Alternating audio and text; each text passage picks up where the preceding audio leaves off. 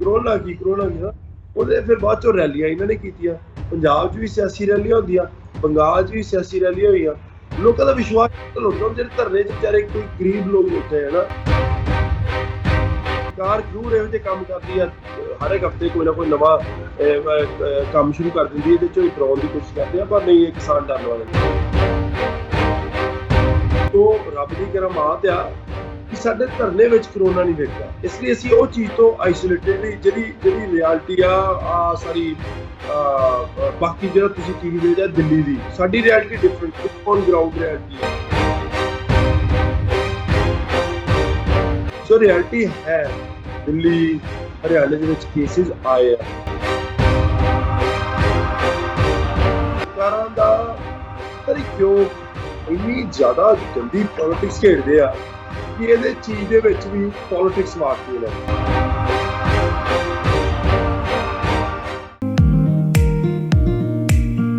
ਸਮਾਂ ਹੋ ਗਿਆ ਹੈ ਪ੍ਰੋਗਰਾਮ ਰੂਹ ਦੀਆਂ ਗੱਲਾਂ ਦਾ। ਅੱਜ ਦਾ ਪ੍ਰੋਗਰਾਮ ਰੂਹ ਦੀਆਂ ਗੱਲਾਂ ਲੈ ਕੇ ਮਨਜੀਤ ਕੌਰ ਕੰਗ ਤੁਹਾਡੇ ਵਾਸਤੇ ਇੱਕ ਵਾਰੀ ਫਿਰ ਹਾਜ਼ਰ ਹੈ। ਤੁਹਾਨੂੰ ਸਾਰਿਆਂ ਨੂੰ ਜੀ ਆਇਆਂ ਨੂੰ ਆਖਦੇ ਹਾਂ। ਸਤਿ ਸ਼੍ਰੀ ਅਕਾਲ, ਨਮਸਕਾਰ, ਆਦਾਬ ਅਤੇ ਅਸਲਾਮ ਅਲੈਕਮ।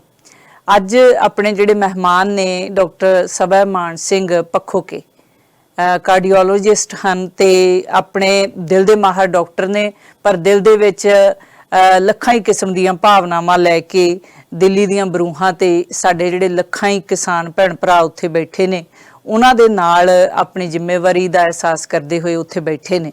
ਸੋ ਇਹਨਾਂ ਦੇ ਨਾਲ ਅੱਜ ਦਾ ਪ੍ਰੋਗਰਾਮ ਰਹੇਗਾ। ਰੂਹ ਦੀਆਂ ਗੱਲਾਂ ਅਸੀਂ ਕਰਾਂਗੇ ਔਰ ਦਿੱਲੀ ਦੇ ਹਾਲਾਤ ਇਸ ਵੇਲੇ ਕਿਹੋ ਜਿਹੇ ਨੇ ਤੇ ਕੀ ਕੁਝ ਕੀਤਾ ਜਾਣਾ ਚਾਹੀਦਾ ਹੈ, ਕੀ ਕੁਝ ਪਾਸਟ ਦੇ ਵਿੱਚ ਹੋਇਆ ਜਾਂ ਇਸ ਵੇਲੇ ਇਹ ਗਰਾਊਂਡ ਲੈਵਲ ਦੀ ਸਥਿਤੀ ਹੈ ਜਿਹੜੀ ਸਾਡੇ ਨਾਲ ਕਿਸ ਤਰ੍ਹਾਂ ਸਾਂਝੀ ਕਰਨਗੇ। ਸਾਰੀਆਂ ਗੱਲਾਂ ਬਾਤਾਂ ਵਿਸਥਾਰ 'ਚ ਹੋਣਗੀਆਂ। ਸਭ ਤੋਂ ਪਹਿਲਾਂ ਡਾਕਟਰ ਸਾਹਿਬ ਨੂੰ ਜੀ ਆਇਆਂ ਨੂੰ ਆਖਦੇ ਹਾਂ। ਡਾਕਟਰ ਸਾਹਿਬ ਸਵਾਗਤ ਹੈ ਜੀ ਤੁਹਾਡਾ। ਸਤਿ ਸ਼੍ਰੀ ਅਕਾਲ। ਸਤਿ ਸ਼੍ਰੀ ਅਕਾਲ ਜੀ। ਮਿਹਰਬਾਨੀ ਜੀ ਤੁਹਾਡੀ। ਸਭ ਤੋਂ ਪਹਿਲਾਂ ਤੁਸੀਂ ਸਾਨੂੰ ਸਮਾਂ ਦੇ ਰਹੇ ਹੋ, ਹਾਲਾਂਕਿ ਤੁਸੀਂ ਉੱਥੇ ਕਾਫੀ ਬਿਜ਼ੀ ਹੋਵੋਗੇ, ਪਰ ਫਿਰ ਵੀ ਸਾਂਝਾ ਟੀਵੀ ਦੀ ਟੀਮ ਵੱਲੋਂ ਅਸੀਂ ਤੁਹਾਡਾ ਬਹੁਤ ਬਹੁਤ ਸ਼ੁਕਰੀਆ ਅਦਾ ਕਰਦੇ ਹਾਂ। ਮਿਹਰਬਾਨੀ ਜੀ। ਥੈਂਕ ਯੂ, ਤੁਸੀਂ ਆਪਣੇ ਟਾਈਮ ਕੱਢਿਆ। ਅੱਛਾ ਡਾਕਟਰ ਸਾਹਿਬ, ਇਸ ਵੇਲੇ ਅਸੀਂ ਵੇਖਦੇ ਹਾਂ ਖਬਰਾਂ ਰੋਜ਼ਾਨਾ ਅਸੀਂ ਸੁਣਦੇ ਵੀ ਹਾਂ ਤੇ ਦਿੱਲੀ ਦੀ ਜਿਹੜੀ ਸਥਿਤੀ ਆ ਕਰੋਨਾ ਦੀ ਮਹਾਮਾਰੀ ਹੈ ਜਿਹੜੀ ਉਹਦਾ ਕਰਕੇ ਕਾਫੀ ਨਾਜ਼ੁਕ ਬਣੀ ਹੋਈ ਹੈ। ਸੋ ਤੁਸੀਂ ਉੱਥੇ ਹੈਗੇ ਹੋ, ਤੁਸੀਂ ਕੀ ਵੇਖ ਰਹੇ ਹੋ? ਕੀ ਇਹ ਮਾਸਕ ਨਾ ਪਾਉਣ ਦਾ ਨਤੀਜਾ ਹੈ ਜਾਂ ਫਿਰ ਟੈਸਟਿੰਗ ਵੱਧ ਹੋ ਰਹੀ ਹੈ ਜਾਂ ਕੀ ਕਾਰਨ ਹੈ, ਜਾਂ ਉੱਥੋਂ ਦਾ ਸਿਸਟਮ ਇੰਨਾ ਖਰਾਬ ਹੈ ਕਿ ਪੇਸ਼ੈਂਟਸ ਨੇ ਜਿਹੜੇ ਉਹਨਾਂ ਦੀ ਲੁੱਕ ਆਫਟਰ ਨਹੀਂ ਹੋ ਰਹੀ ਵਧੀਆ ਢੰਗ ਨਾਲ? ਹਾਂਜੀ, ਦੋ ਗੱਲਾਂ ਜੀ। ਇੱਕ ਨੰਬਰ 1 ਜਿਹੜੀ ਦਿੱਲੀ ਦੀ ਰਿਐਲਿਟੀ ਹੈ ਕਿ ਲੋਕ ਇਹ ਕਹਿੰਦੇ ਆ ਕਿ ਅਰਵਿੰਦ ਕੇਜਰੀਵਾਲ ਨੇ ਹਸਪੀਟਲ ਵੀ ਬਣਾਤੇ, ਉੱਥੇ ਮੈਡੀਕਲ ਕੇਅਰ ਆ ਫ੍ਰੀ, ਬਾਕੀ ਆਲੇ ਦੁਆਲੇ ਉਹਦੇ ਤੋਂ ਜਿੰਨੇ ਲੋਕ ਹਰਿਆਣੇ ਤੋਂ ਬਿਹਾਰ ਤੋਂ ਰਾਜਸਥਾਨ ਤੋਂ ਸਾਰੇ ਉੱਥੇ ਇਸ ਜਿਹੜੇ ਉੱਥੇ ਦੇ ਹਸਪੀਟਲ ਭਰ ਗਏ। ਇਸੇ ਲਈ ਉਹਨਾਂ ਨੇ ਬਾਅਦ ਚੋਂ ਸਾਡੇ ਲੋਕਾਂ ਲਈ ਜਿਹੜੀ ਗੱਲ ਆਈ ਆ ਆਕਸੀਜਨ ਇੱਥੇ ਹੋਰਡਿੰਗ ਹੋ ਰਹੀ। ਮੈਨੂੰ ਸੱਚੀ ਇੰਨੇ ਫੋਨ ਆਉਂਦੇ ਆ ਨਾ, ਮੇਰਾ ਆ ਗਿਆ ਉਹ ਫੋਨ ਕਰਦੇ ਮੇਰੀ ਨਾ 94% ਆਕਸੀਜਨ ਦਵਾ ਦਿਓ। 94% ਇਹ ਕਿਸੇ ਨਹੀਂ, ਉਹ ਆਂਦਾ ਕਿ ਜੇ ਮੇਰੀ ਕੱਲ ਡ੍ਰੌਪ ਹੋ ਗਈ ਤੇ ਫੇਰ ਸਾਰੇ ਲੋਕ ਸਿਸਟਮ ਨਹੀਂ ਜਾਓਗੇ ਤੁਹਾਨੂੰ ਮਿਲ ਹੀ ਡਰ ਜਿਹੜੇ ਆਮ ਬੰਦਾ ਜੋ ਹੈਗੇ ਆ ਉਹ ਸਾਰੇ ਆਕਸੀਜਨ ਤੇ ਆਕਸੀਜਨ ਇਕੱਠੀ ਕਰਦੇ। ਸੋ ਦੈਟਸ ਵੱਡੀ ਦੂਜੀ ਟਰਬਲ ਤੁਹਾਡੇ ਇਹ ਗੱਲ ਆ ਰਹੀ ਆਕਸੀਜਨ ਦੀ ਕਮੀ ਪਰ ਉਹ ਇਸ਼ੂ ਨਹੀਂ ਸੀ। ਉਹ ਇਸ਼ੂ ਦਾ ਤੋਂ ਪਹਿਲਾਂ 1 ਸਾਲ 1.5 ਹੋਰ ਹਸਪੀਟਲ ਬਣਾਉਂਦੇ, ਡਾਕਟਰ ਹਾਇਰ ਕਰਦੇ, ਟ੍ਰੇਨਿੰਗ ਲੈਣ, ਉਹਨਾਂ ਨੂੰ ਐਕਸ਼ਨ ਤੇ ਫਿਰ ਉਹ ਸਾਰੇ ਮੁੱਦੇ ਆ ਜਿਹੜੇ ਆਕਸੀਜਨ ਤੇ ਉਦੋਂ ਜੋ ਤੁਸੀਂ ਜਿਹੜਾ ਵੈਂਟੀਲੇਟਰ ਦੀ ਗੱਲ ਆਉਂਦੀ ਆ ਆਕਸੀਜਨ ਦੀ ਜਿਹੜਾ ਵਾ ਤੁਹਾਡਾ ਬਿਮਾਰ ਹੋ ਗਿਆ ਉਸ ਤੋਂ ਬਾਅਦ ਬਿਮਾਰ ਹੋ ਗਿਆ ਕਿ ਉਹਨੂੰ ਚਾਹੇ ਬਾਕੀ ਦੀ ਤੁਸੀਂ ਬੰਗਾਲ ਦੇ ਵਿੱਚ ਵੇਖਿਆ ਕਿ ਸਰਕਾਰ ਜਿਹੜੀ ਹੁੰਦੀ ਆ ਉਹ ਤੁਹਾਡੀ ਉਹਨੂੰ ਗਾਈਡ ਉਹ ਗਾਈਡ ਬਹੁਤ ਜ਼ਿਆਦਾ ਗਲਤਫਹਿਮੀਆਂ ਪੈਦਾ ਹੋਈਆਂ। ਪੋਜ਼ਿਟਿਵ ਨੂੰ ਨੈਗੇਟਿਵ ਕਰਤਾ, ਨੈਗੇਟਿਵ ਨੂੰ ਪੋਜ਼ਿਟਿਵ ਕਰਤਾ, ਪੈਸੇ ਪੂਸੇ ਲੈ ਗਏ। ਲੋਕਾਂ ਦੇ ਵਿੱਚ ਵਿਸ਼ਵਾਸ ਹੀ ਉੱਠ ਗਿਆ ਕਿ ਕਰੋਨਾ ਨਾਮ ਦੀ ਕੋਈ ਚੀਜ਼ ਹੈਗੀ। ਇੰਨਾ ਜ਼ਿਆਦਾ ਝੂਠ ਬੋਲਿਆ। ਪੰਜਾਬ ਦੇ ਵਿੱਚ ਇਹ ਬਹੁਤ ਹੋਇਆ, ਹਰਿਆਣੇ 'ਚ ਬਹੁਤ ਹੋਇਆ, ਦਿੱਲੀ ਦਾ ਮੈਨੂੰ ਪਤਾ ਨਹੀਂ, ਦਿੱਲੀ 'ਚ ਇਹ ਕੁਝ ਹੋਇਆ ਹੋਣਾ, ਕੋਈ ਡਿਫਰੈਂਟ ਨਹੀਂ ਉਹ ਕਰੋਨੀ ਡਿੱਗੇ। ਸੋ ਲੋਕਾਂ 'ਚ ਵਿਸ਼ਵਾਸ ਹੀ ਨਹੀਂ ਰਹਿ ਦਿੱਤਾ ਕਿ ਕਰੋਨਾ ਵਿੱਚ ਚੀਜ਼ਾਂ, ਲੋਕੀ ਮਜ਼ਾਕ ਉਡਾਉਣ ਲੱਗ ਪਏ। ਕਰੋਨਾ ਕੀ ਨਾ ਉਹਦੇ ਫਿਰ ਬਾਅਦ 'ਚੋਂ ਰੈਲੀਆਂ ਇਹਨਾਂ ਨੇ ਕੀਤੀਆਂ। ਪੰਜਾਬ 'ਚ ਵੀ ਸਿਆਸੀ ਰੈਲੀਆਂ ਹੁੰਦੀਆਂ, ਬੰਗਾਲ 'ਚ ਵੀ ਸਿਆਸੀ ਰੈਲੀਆਂ ਹੋਈਆਂ। ਲੋਕਾਂ ਦਾ ਵਿਸ਼ਵਾਸ ਲੁੱਟ ਗਿਆ। ਜਿਹੜੇ ਧਰਨੇ 'ਚ ਵਿਚਾਰੇ ਕੋਈ ਗਰੀਬ ਲੋਕ ਬੈਠੇ ਹੈ ਨਾ, ਜਾਂ ਜਿਹੜਾ ਕਦੀ ਸਕੂਲ ਨਹੀਂ ਗਿਆ, ਜੇ ਉਹ ਜਿਹਾ ਬੰਦਾ, ਉਹ ਜਿਹਾ ਕਿਸਾਨ ਬੈਠਾ ਕਈ ਹਰਿਆਣੇ ਦਾ, ਉਹਨਾਂ ਨੂੰ ਤੁਸੀਂ ਦੱਸ ਦਿਓ कि कोरोना होने कहा कोरोना तुम क्या कर रहे हो डॉक्टर, वो देखो बंगाल में कर रहे हैं, ये कर रहे हैं, वहां पे वो हो रहा है। मैं क्या फिर बंदा अब जवाब देंदा कई बार थक जाता, पर जवाब दिते आ, बड़िया सत्था बुलाइया वहां, बट 100 200 500 बंदे की सत्थ नूं भी मैं आंसर किया वा, जाके उत्थे गाइडेंस करने की कोशिश की है। बट मेरी जॉब उन्नी जल्दी हार्ड हो जाती है, इसलिए मेरा गला बैठा, इहो जिहा गला मेरा 26 च बैठा, जिहड़ा अज बैठा बोल के आ जी करोना जी, वैक्सीन है जी, संयुक्त मोर्चा नाल है। That's the good thing. जिन्ने लीडर साहबान है बहुत ज़्यादा सपोर्ट की मेरी, मैं उन्होंने, क्योंकि गल लीडर तो होंदी ना, गल यूनियन तो होंदी है। जे वो ना सपोर्ट करते मैं थक जाना है, पर जिदा उन्होंने मैनू जोर नाल धक के भाई डॉक्टर ने तू करी जा जो करना, सो मैं उन्होंने बहुत थैंक यू आ कि उन्होंने मेरी पूरी ये चीज़ सपोर्ट की। ਅੱਛਾ, ਵੈਕਸੀਨ ਹੈ ਜਿਹੜੀ, ਇਹਦੇ ਬਾਰੇ ਤੁਹਾਡੀ ਕੀ ਰਾਏ ਹੈ? ਬਹੁਤ ਸਾਰੇ ਲੋਕਾਂ ਦਾ ਇਹਦੇ 'ਚ ਵੀ ਵਿਸ਼ਵਾਸ ਨਹੀਂ ਹੈ, ਬਹੁਤ ਸਾਰੇ ਲੋਕ ਡਰ ਰਹੇ ਨੇ। ਔਰ ਜਿਵੇਂ ਹੁਣ ਇੰਡੀਆ ਦੇ ਵਿੱਚ ਤਾਂ ਪੈਸੇ ਲੈ ਕੇ ਕਿਤੇ 600 ਰੁਪਈਏ ਨੂੰ, ਕਿਤੇ 900 ਰੁਪਈਏ ਨੂੰ, ਕਿਤੇ 900 ਨੂੰ ਲੈ ਕੇ, ਤੇ ਉਸ ਤੋਂ ਅੱਗੇ ਫਿਰ ਹਜ਼ਾਰਾਂ ਦੇ ਵਿੱਚ ਲੋਕ ਵੇਚ ਰਹੇ ਨੇ। ਉਹ ਆਪਣੇ ਆਪ ਨੂੰ ਕਹਿੰਦੇ ਨੇ ਵੀ ਸਾਨੂੰ ਲੋੜ ਨਹੀਂ। ਇਹ ਸਭ ਕੁਝ ਜੋ ਚੱਲ ਰਿਹਾ ਉੱਥੇ, ਇਹ ਵੀ ਕਿਤੇ ਨਾ ਕਿਤੇ ਕਾਰਨ ਹੈ। ਨਹੀਂ ਤਾਂ ਲੋਕ, ਹਾਲਾਂਕਿ ਖਬਰਾਂ ਦੇ ਵਿੱਚ ਇਹ ਵੀ ਆ ਰਿਹਾ ਕਿ ਕਰੋੜਾਂ ਲੋਕਾਂ ਨੂੰ ਆਲਰੇਡੀ ਵੈਕਸੀਨ ਹੈ ਜਿਹੜੀ ਉਹ ਦਿੱਤੀ ਜਾ ਚੁੱਕੀ ਹੈ, ਪਰ ਕੀ ਵੱਧ ਟੈਸਟਿੰਗ ਹੋਣ ਦਾ ਇਹ ਨਤੀਜਾ ਹੈ? ਜਿਵੇਂ ਮੈਂ ਅਕਸਰ ਸੁਣਦੀ ਹਾਂ ਕਿ ਜਿੱਥੇ ਵੱਧ ਟੈਸਟਿੰਗ ਹੁੰਦੀ ਹੈ ਉੱਥੇ ਹੀ ਜ਼ਿਆਦਾ ਪੋਜ਼ਿਟਿਵ ਕੇਸਿਸ ਨੇ ਜਿਹੜੇ ਪਾਏ ਜਾਂਦੇ ਆ। ਸੋ ਇਹ ਇੱਕ ਮੇਨ ਕਾਰਨ ਹੈ, ਜਾਂ ਫਿਰ ਜਿਵੇਂ ਮੈਂ ਪਹਿਲਾਂ ਵੀ ਤੁਹਾਨੂੰ ਕਿਹਾ, ਲੋਕ ਉੱਥੇ ਰੋ ਰਹੇ ਨੇ, ਲਾਸ਼ਾਂ ਰੁਲ ਰਹੀਆਂ ਨੇ, ਸੰਸਕਾਰ ਕਰਨ ਦੀ ਉਡੀਕ ਕੀਤੀ ਜਾ ਰਹੀ ਹੈ। ਔਰ ਕਈ ਥਾਵਾਂ 'ਤੇ ਤਾਂ ਮਤਲਬ ਇੰਨਾ ਦਿਲ 'ਚੋਂ ਰੁੱਗ ਭਰਿਆ ਜਾਂਦਾ ਤੁਹਾਡੇ ਵੀ ਜਿੱਥੇ ਕਿਰਾਏ 'ਤੇ ਲੋਕ ਮੋਢਾ ਦੇਣ ਵਾਸਤੇ ਅਰਥੀ ਨੂੰ, ਪਰਿਵਾਰ ਦੇ ਜੀਅ ਵੀ ਉਹਨਾਂ ਦੇ ਕੋਲੇ ਹੈ ਨਹੀਂ। ਇੰਨੀ ਤਰਸਯੋਗ ਹਾਲਤ ਹੈ ਜਿਹੜੀ ਸਾਡੇ ਮੁਲਕ ਦੀ। ਖਬਰਾਂ ਦੇ ਰਾਹੀਂ ਅਸੀਂ ਦੁਨੀਆ ਭਰ ਦੇ ਵਿੱਚ ਪਹੁੰਚਾ ਰਹੇ ਹਾਂ, ਤੇ ਤੁਸੀਂ ਉੱਥੇ ਬੈਠੇ ਹੋ, ਮਤਲਬ ਕੀ ਮਹਿਸੂਸ ਕਰਦੇ ਹੋ? नहीं ये रियलिटी है जी। पहला देखो, रियलिटी तो तुहानूं पता लग जाता। मैं पता क्यों रब दी करामात आ कि साडे धरने विच करोना नहीं विकदा, इसलिए असीं ਉਹ ਚੀਜ਼ ਤੋਂ ਆਈਸੋਲੇਟਡ, ਜਿਹੜੀ ਰਿयलिटी आ सारी ਬਾਕੀ ਜਿਹੜਾ ਤੁਸੀਂ ਟੀਵੀ ਦੇ ਵਿੱਚ ਦਿੱਲੀ ਦੀ, ਸਾਡੀ ਰਿयलिटी ਡਿਫਰੈਂਟ, ਔਨ ਗਰਾਊਂਡ ਰਿयलिटी ਆ। ਪਰ ਜਦੋਂ ਮੈਨੂੰ ਫੋਨ ਆਉਂਦੇ ਆ ਨਾ, ਮੈਨੂੰ ਕਿਉਂ ਲੱਗਾ ਕਿ ਵਾਕਈ ਇਹ ਗੱਲ ਹੈਗੀ ਆ। ਮੈਨੂੰ ਕਿੱਥੋਂ ਫੋਨ ਆਉਂਦੇ ਆ, ਦਿੱਲੀ, ਹਰਿਆਣੇ ਤੋਂ, ਦੂਰੋਂ ਫੋਨ ਆਉਂਦੇ ਆ ਕਿ ਅਸੀਂ ਕੀ ਕਰੀਏ, ਅਗਲਾ ਸਟੈਪ ਕੀ ਹੋਣਾ ਚਾਹੀਦਾ। ਫਿਰ ਇਹਦਾ ਮਤਲਬ ਕਿ ਕੁਛ ਨਾ ਕੁਛ ਹੈਗਾ। ਜਦੋਂ ਮੈਨੂੰ 4 ਹਫ਼ਤੇ ਪਹਿਲਾਂ ਮੈਨੂੰ ਕੋਈ ਫੋਨ ਨਹੀਂ ਆਉਂਦਾ ਸੀ ਕਰੋਨਾ ਦੇ ਰਿਲੇਟਿਵ, ਹੁਣ ਮੈਨੂੰ ਕਰੋਨਾ ਦੇ ਰਿਲੇਟਿਵ ਫੋਨ ਹੀ ਆਈ ਜਾਂਦੇ ਆ। ਫਿਰ ਉੱਪਰੋਂ ਮੀਡੀਆ ਦੇ ਵਿੱਚ ਰਿਪੋਰਟਾਂ, ਫਿਰ ਲੋਕ ਗੱਲਾਂ ਕਰਦੇ ਹੀ ਆ, ਦੱਸਦੇ ਆ ਨਾ, ਮੇਰਾ ਉੱਥੇ ਰਿਸ਼ਤੇਦਾਰ ਇੱਦਾਂ ਨਿਬੇਟੀ ਦਾ। ਸੋ ਰਿयलिटी ਹੈ, ਦਿੱਲੀ, ਹਰਿਆਣੇ ਦੇ ਵਿੱਚ ਕੇਸਿਸ ਆਏ ਆ, ਪਰ ਕੁਛ ਤੇ ਅਸੀਂ ਕਿ ਜਿਹੜੇ ਇੱਥੇ ਨਹੀਂ ਆਏ। ਪਰ ਉਸ ਤੋਂ ਵੱਧ ਜਿਹੜੀ ਤੁਸੀਂ ਗੱਲ ਕੀਤੀ ਸਰਕਾਰਾਂ ਦੀ, ਸਰਕਾਰਾਂ ਦਾ ਪਤਾ ਨਹੀਂ ਕਿਉਂ ਇੰਨੀ ਜ਼ਿਆਦਾ ਗੰਦੀ ਪੋਲਿਟਿਕਸ ਖੇਡਦੇ ਆ ਕਿ ਇਹਦੇ ਚੀਜ਼ ਦੇ ਵਿੱਚ ਵੀ ਪੋਲਿਟਿਕਸ ਵਾਰਤੀ ਉਹਨਾਂ ਨੇ। ਸੋ ਪੋਲਿਟਿਕਸ ਕਰਕੇ ਲੋਕਾਂ ਦਾ ਵਿਸ਼ਵਾਸ ਉੱਠ ਗਿਆ। ਜੋ ਤੁਹਾਡੇ ਅੱਗੇ ਵੇਖਦੇ ਆ ਕਿ ਇਹ ਰਿयलिटी ਜਿਹੜੀ ਰਿयलिटी ਸੀ, ਉਹਨੂੰ ਹੁਣ ਲੋਕੀ ਉਹ ਤੋਂ ਵੀ ਉਹਨੂੰ ਵੀ ਕਹਿੰਦੇ ਕਿ ਨਹੀਂ, ਇਹ ਚੀਜ਼ ਨਹੀਂ ਹੈ।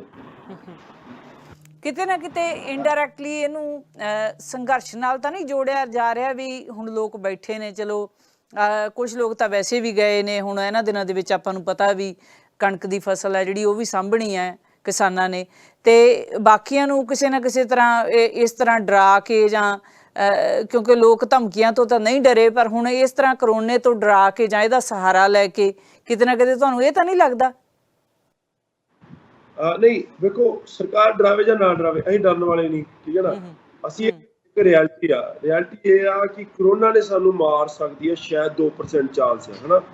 ਕਿਸਾਨ ਆਂਦੇ ਆ ਕਿ ਇਹ ਜਿਹੜਾ ਬਿੱਲ ਆ ਇਹ ਸਾਨੂੰ ਮਾਰ ਰਿਹਾ 100% ਚਾਂਸ ਆ।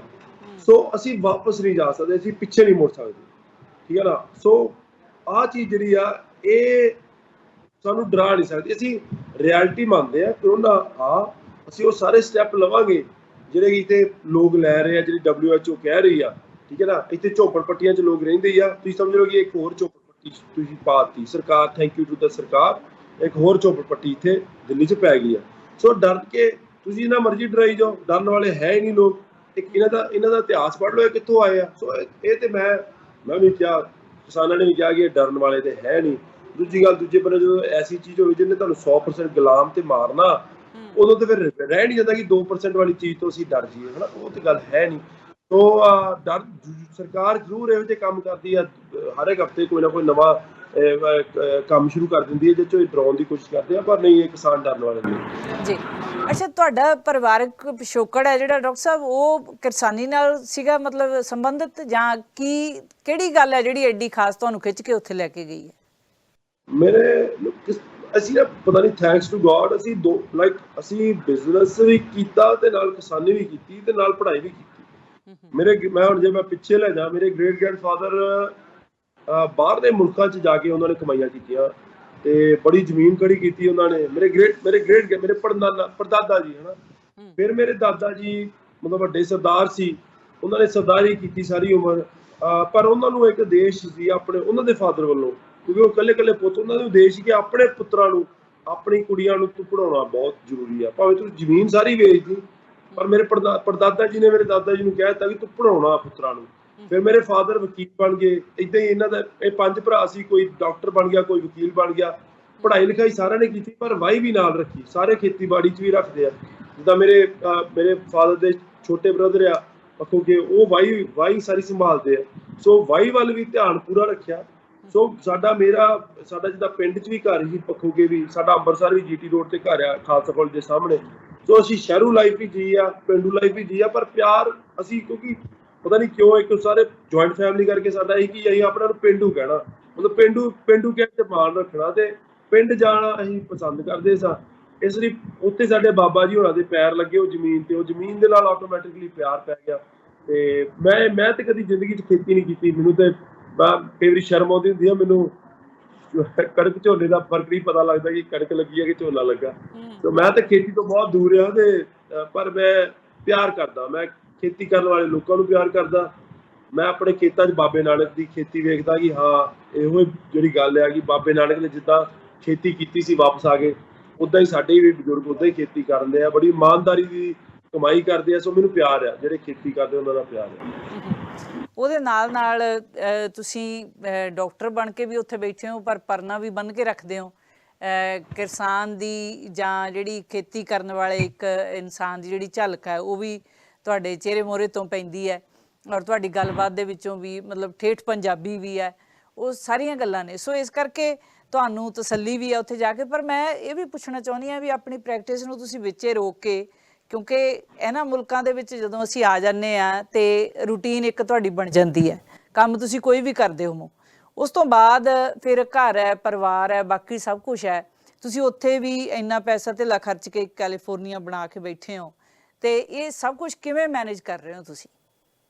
ਸੋ ਜਦੋਂ ਮੈਂ ਭੈਣ ਜੀ ਆਇਆ ਤੇ ਮੇਰਾ ਕਈ ਵਾਰੀ ਆਪਾਂ ਦਿਲੋਂ ਸੋਚਦੇ ਆ, ਕਈ ਵਾਰੀ ਆਪਾਂ ਦਿਮਾਗ ਤੋਂ ਸੋਚਦੇ ਆ। ਸੋ ਦਿਲੋਂ ਭਾਵਕ ਹੋ ਕੇ ਮੈਂ ਆ ਗਿਆ ਸੀ। ਮੇਰਾ ਗੋਲ ਸੀ ਮੈਂ 5 ਦਿਨ ਇੱਥੇ ਰਹਿਣਾ, ਮੈਂ ਇੱਥੇ ਵਧੀਆ ਇੱਕ ਹਸਪੀਟਲ ਟਾਈਪ ਕਲੀਨਿਕ ਟਾਈਪ ਬਣਾਉਂਗਾ। ਇੱਥੇ ਡਾਕਟਰ, ਕੋਈ ਪਤਾ ਸੀ ਇੱਥੇ ਘਾਟ ਹੈ, ਹਨਾ, ਰਹਿਣੀ ਆ। ਆਪਣੇ ਬਜ਼ੁਰਗ ਆ, ਠੰਡ ਦਾ ਮੌਸਮ, ਕੋਵਿਡ ਦਾ ਟਾਈਮ ਆ, ਮੈਂ ਕਿਹਾ ਕੁਛ ਵੀ ਹੋ ਸਕਦਾ, ਪਟਾਕਾ ਪੈ ਸਕਦਾ, ਆਪਾਂ ਜਾਈਏ ਉੱਥੇ ਜਾ ਕੇ ਵਧੀਆ ਕਲੀਨਿਕ ਖੋਲਾਂਗੇ, ਡਾਕਟਰ ਹਾਇਰ ਕਰਾਂਗੇ ਪੰਜਾਬ ਤੋਂ ਲੈ ਕੇ, ਤੇ ਆਪਾਂ 5 ਡੇਜ਼ ਦਾ ਮੇਰਾ ਪਲਾਨ ਸੀ, 5 ਡੇਜ਼ ਬਾਅਦ ਆਪਾਂ ਵਾਪਸ ਆ ਜਾਵਾਂਗੇ। ਪਰ ਜਦੋਂ ਮੈਂ ਇੱਥੇ ਉਹ ਐਸਾ ਪਿਆਰ ਮਿਲਿਆ, ਐਸਾ ਸਭ ਕੁਝ ਮਿਲਿਆ।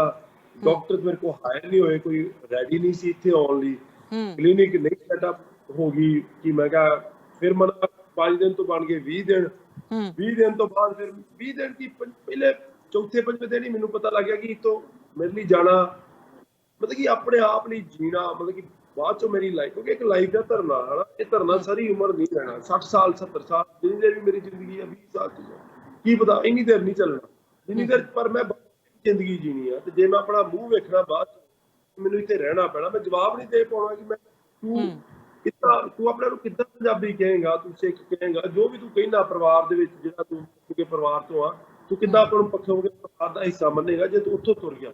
ਬਾਕੀ ਮੇਰੀ ਸਭ ਤੋਂ ਜ਼ਿਆਦਾ ਤੁਹਾਡੀ ਵਾਈਫ ਤੇ ਹੀ ਲੜਾ ਜੀ, ਕੋਈ ਤੁਹਾਡੀ ਵਾਈਫ ਕੀ ਇਸ ਬਾਰੇ ਸੋਚਦੀ, ਵਾਈਫ ਦੀ ਸਪੋਰਟ ਆ, ਵਾਈਫ ਕਰੀ ਆ ਜੋ ਤੂੰ ਕਰਦਾ ਵਾ।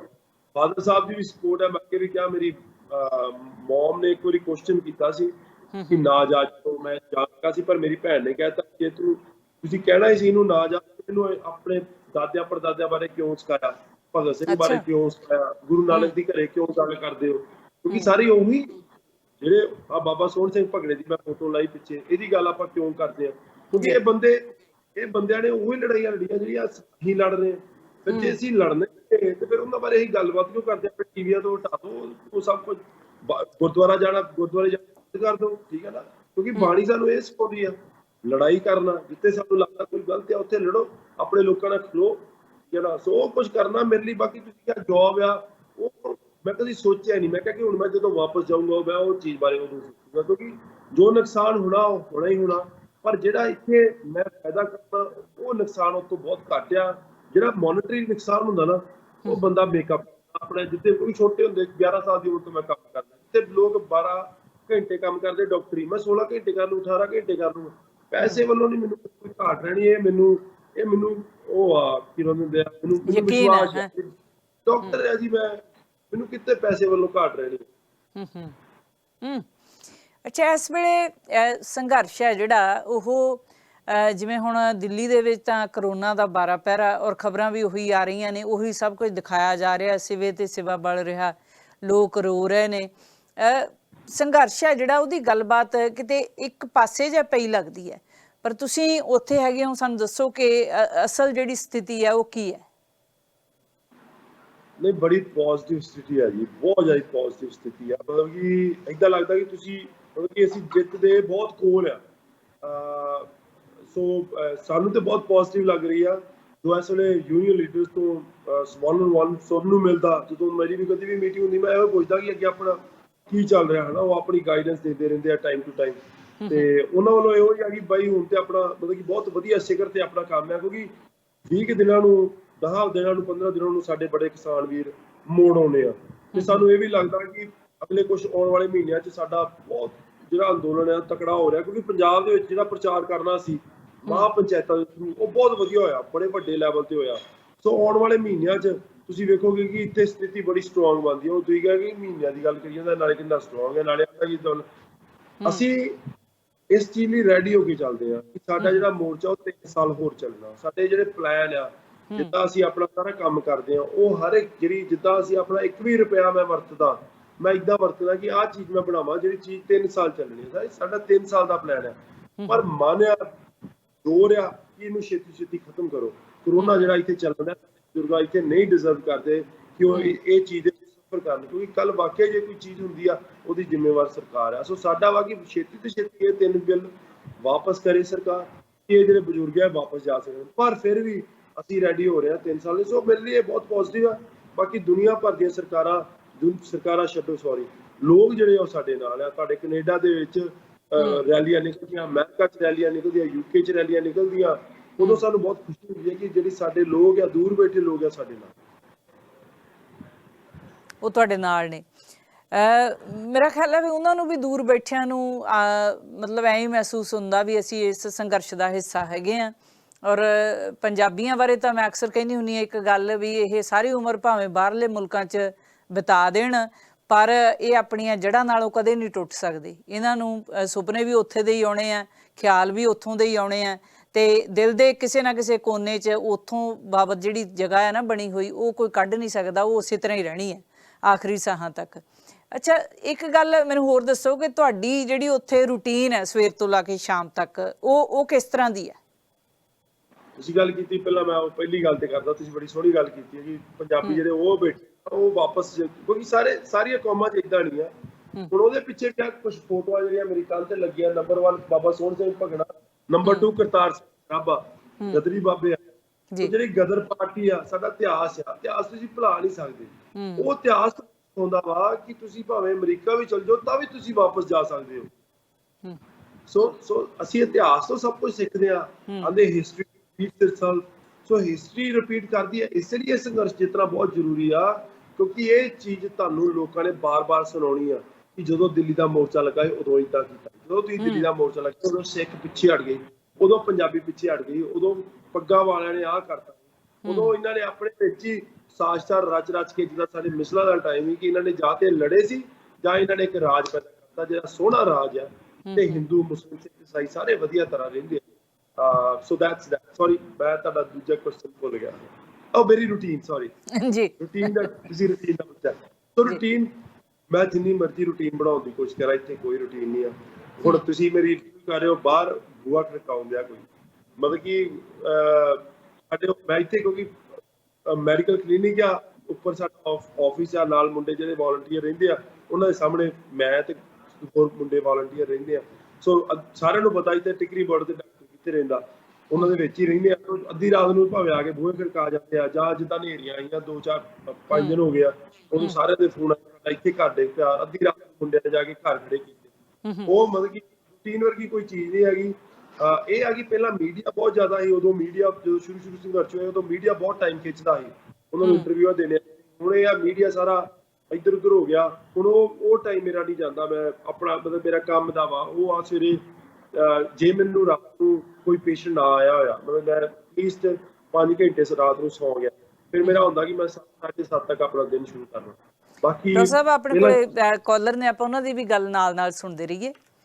ਹੈਲੋ ਜੀ, ਸਾਂਝਾ ਟੀਵੀ। ਹਾਂਜੀ ਹਾਂਜੀ, ਆਪਣੇ ਮਨਜੀਤ ਜੀ ਤੇ ਔਰ ਡਾਕਟਰ ਸੁਲੇਮਾਨ ਸਿੰਘ ਜੀ, ਵਾਹਿਗੁਰੂ ਜੀ ਕਾ ਖਾਲਸਾ ਵਾਹਿਗੁਰੂ ਜੀ ਕਾ ਖਾਲਸਾ ਵਾਹਿਗੁਰੂ ਜੀ ਕੀ ਫਤਿਹ। ਅਸੀਂ ਤਾਂ ਦੇਖੋ ਜੀ ਇਹਦੀਆਂ ਸ਼ਖਸੀਅਤਾਂ ਨੂੰ ਸਲਾਮ ਕਰਦੇ ਹਾਂ, ਤੇ ਬਾਕੀ ਦੇਖੋ ਮਨ ਵੀ ਭਰ ਆਉਂਦਾ ਵਾ ਇਹਨਾਂ ਦੀਆਂ ਗੱਲਾਂ ਸੁਣ ਕੇ। ਤੇ ਸਾਡੀਆਂ ਕਿਉਂ ਨਹੀਂ ਆਪਣੇ ਸਰਕਾਰਾਂ ਨੂੰ ਕੋਈ ਤਰਸ ਹੁੰਦਾ ਇਹਨਾਂ ਕਿਸਾਨਾਂ ਤੇ?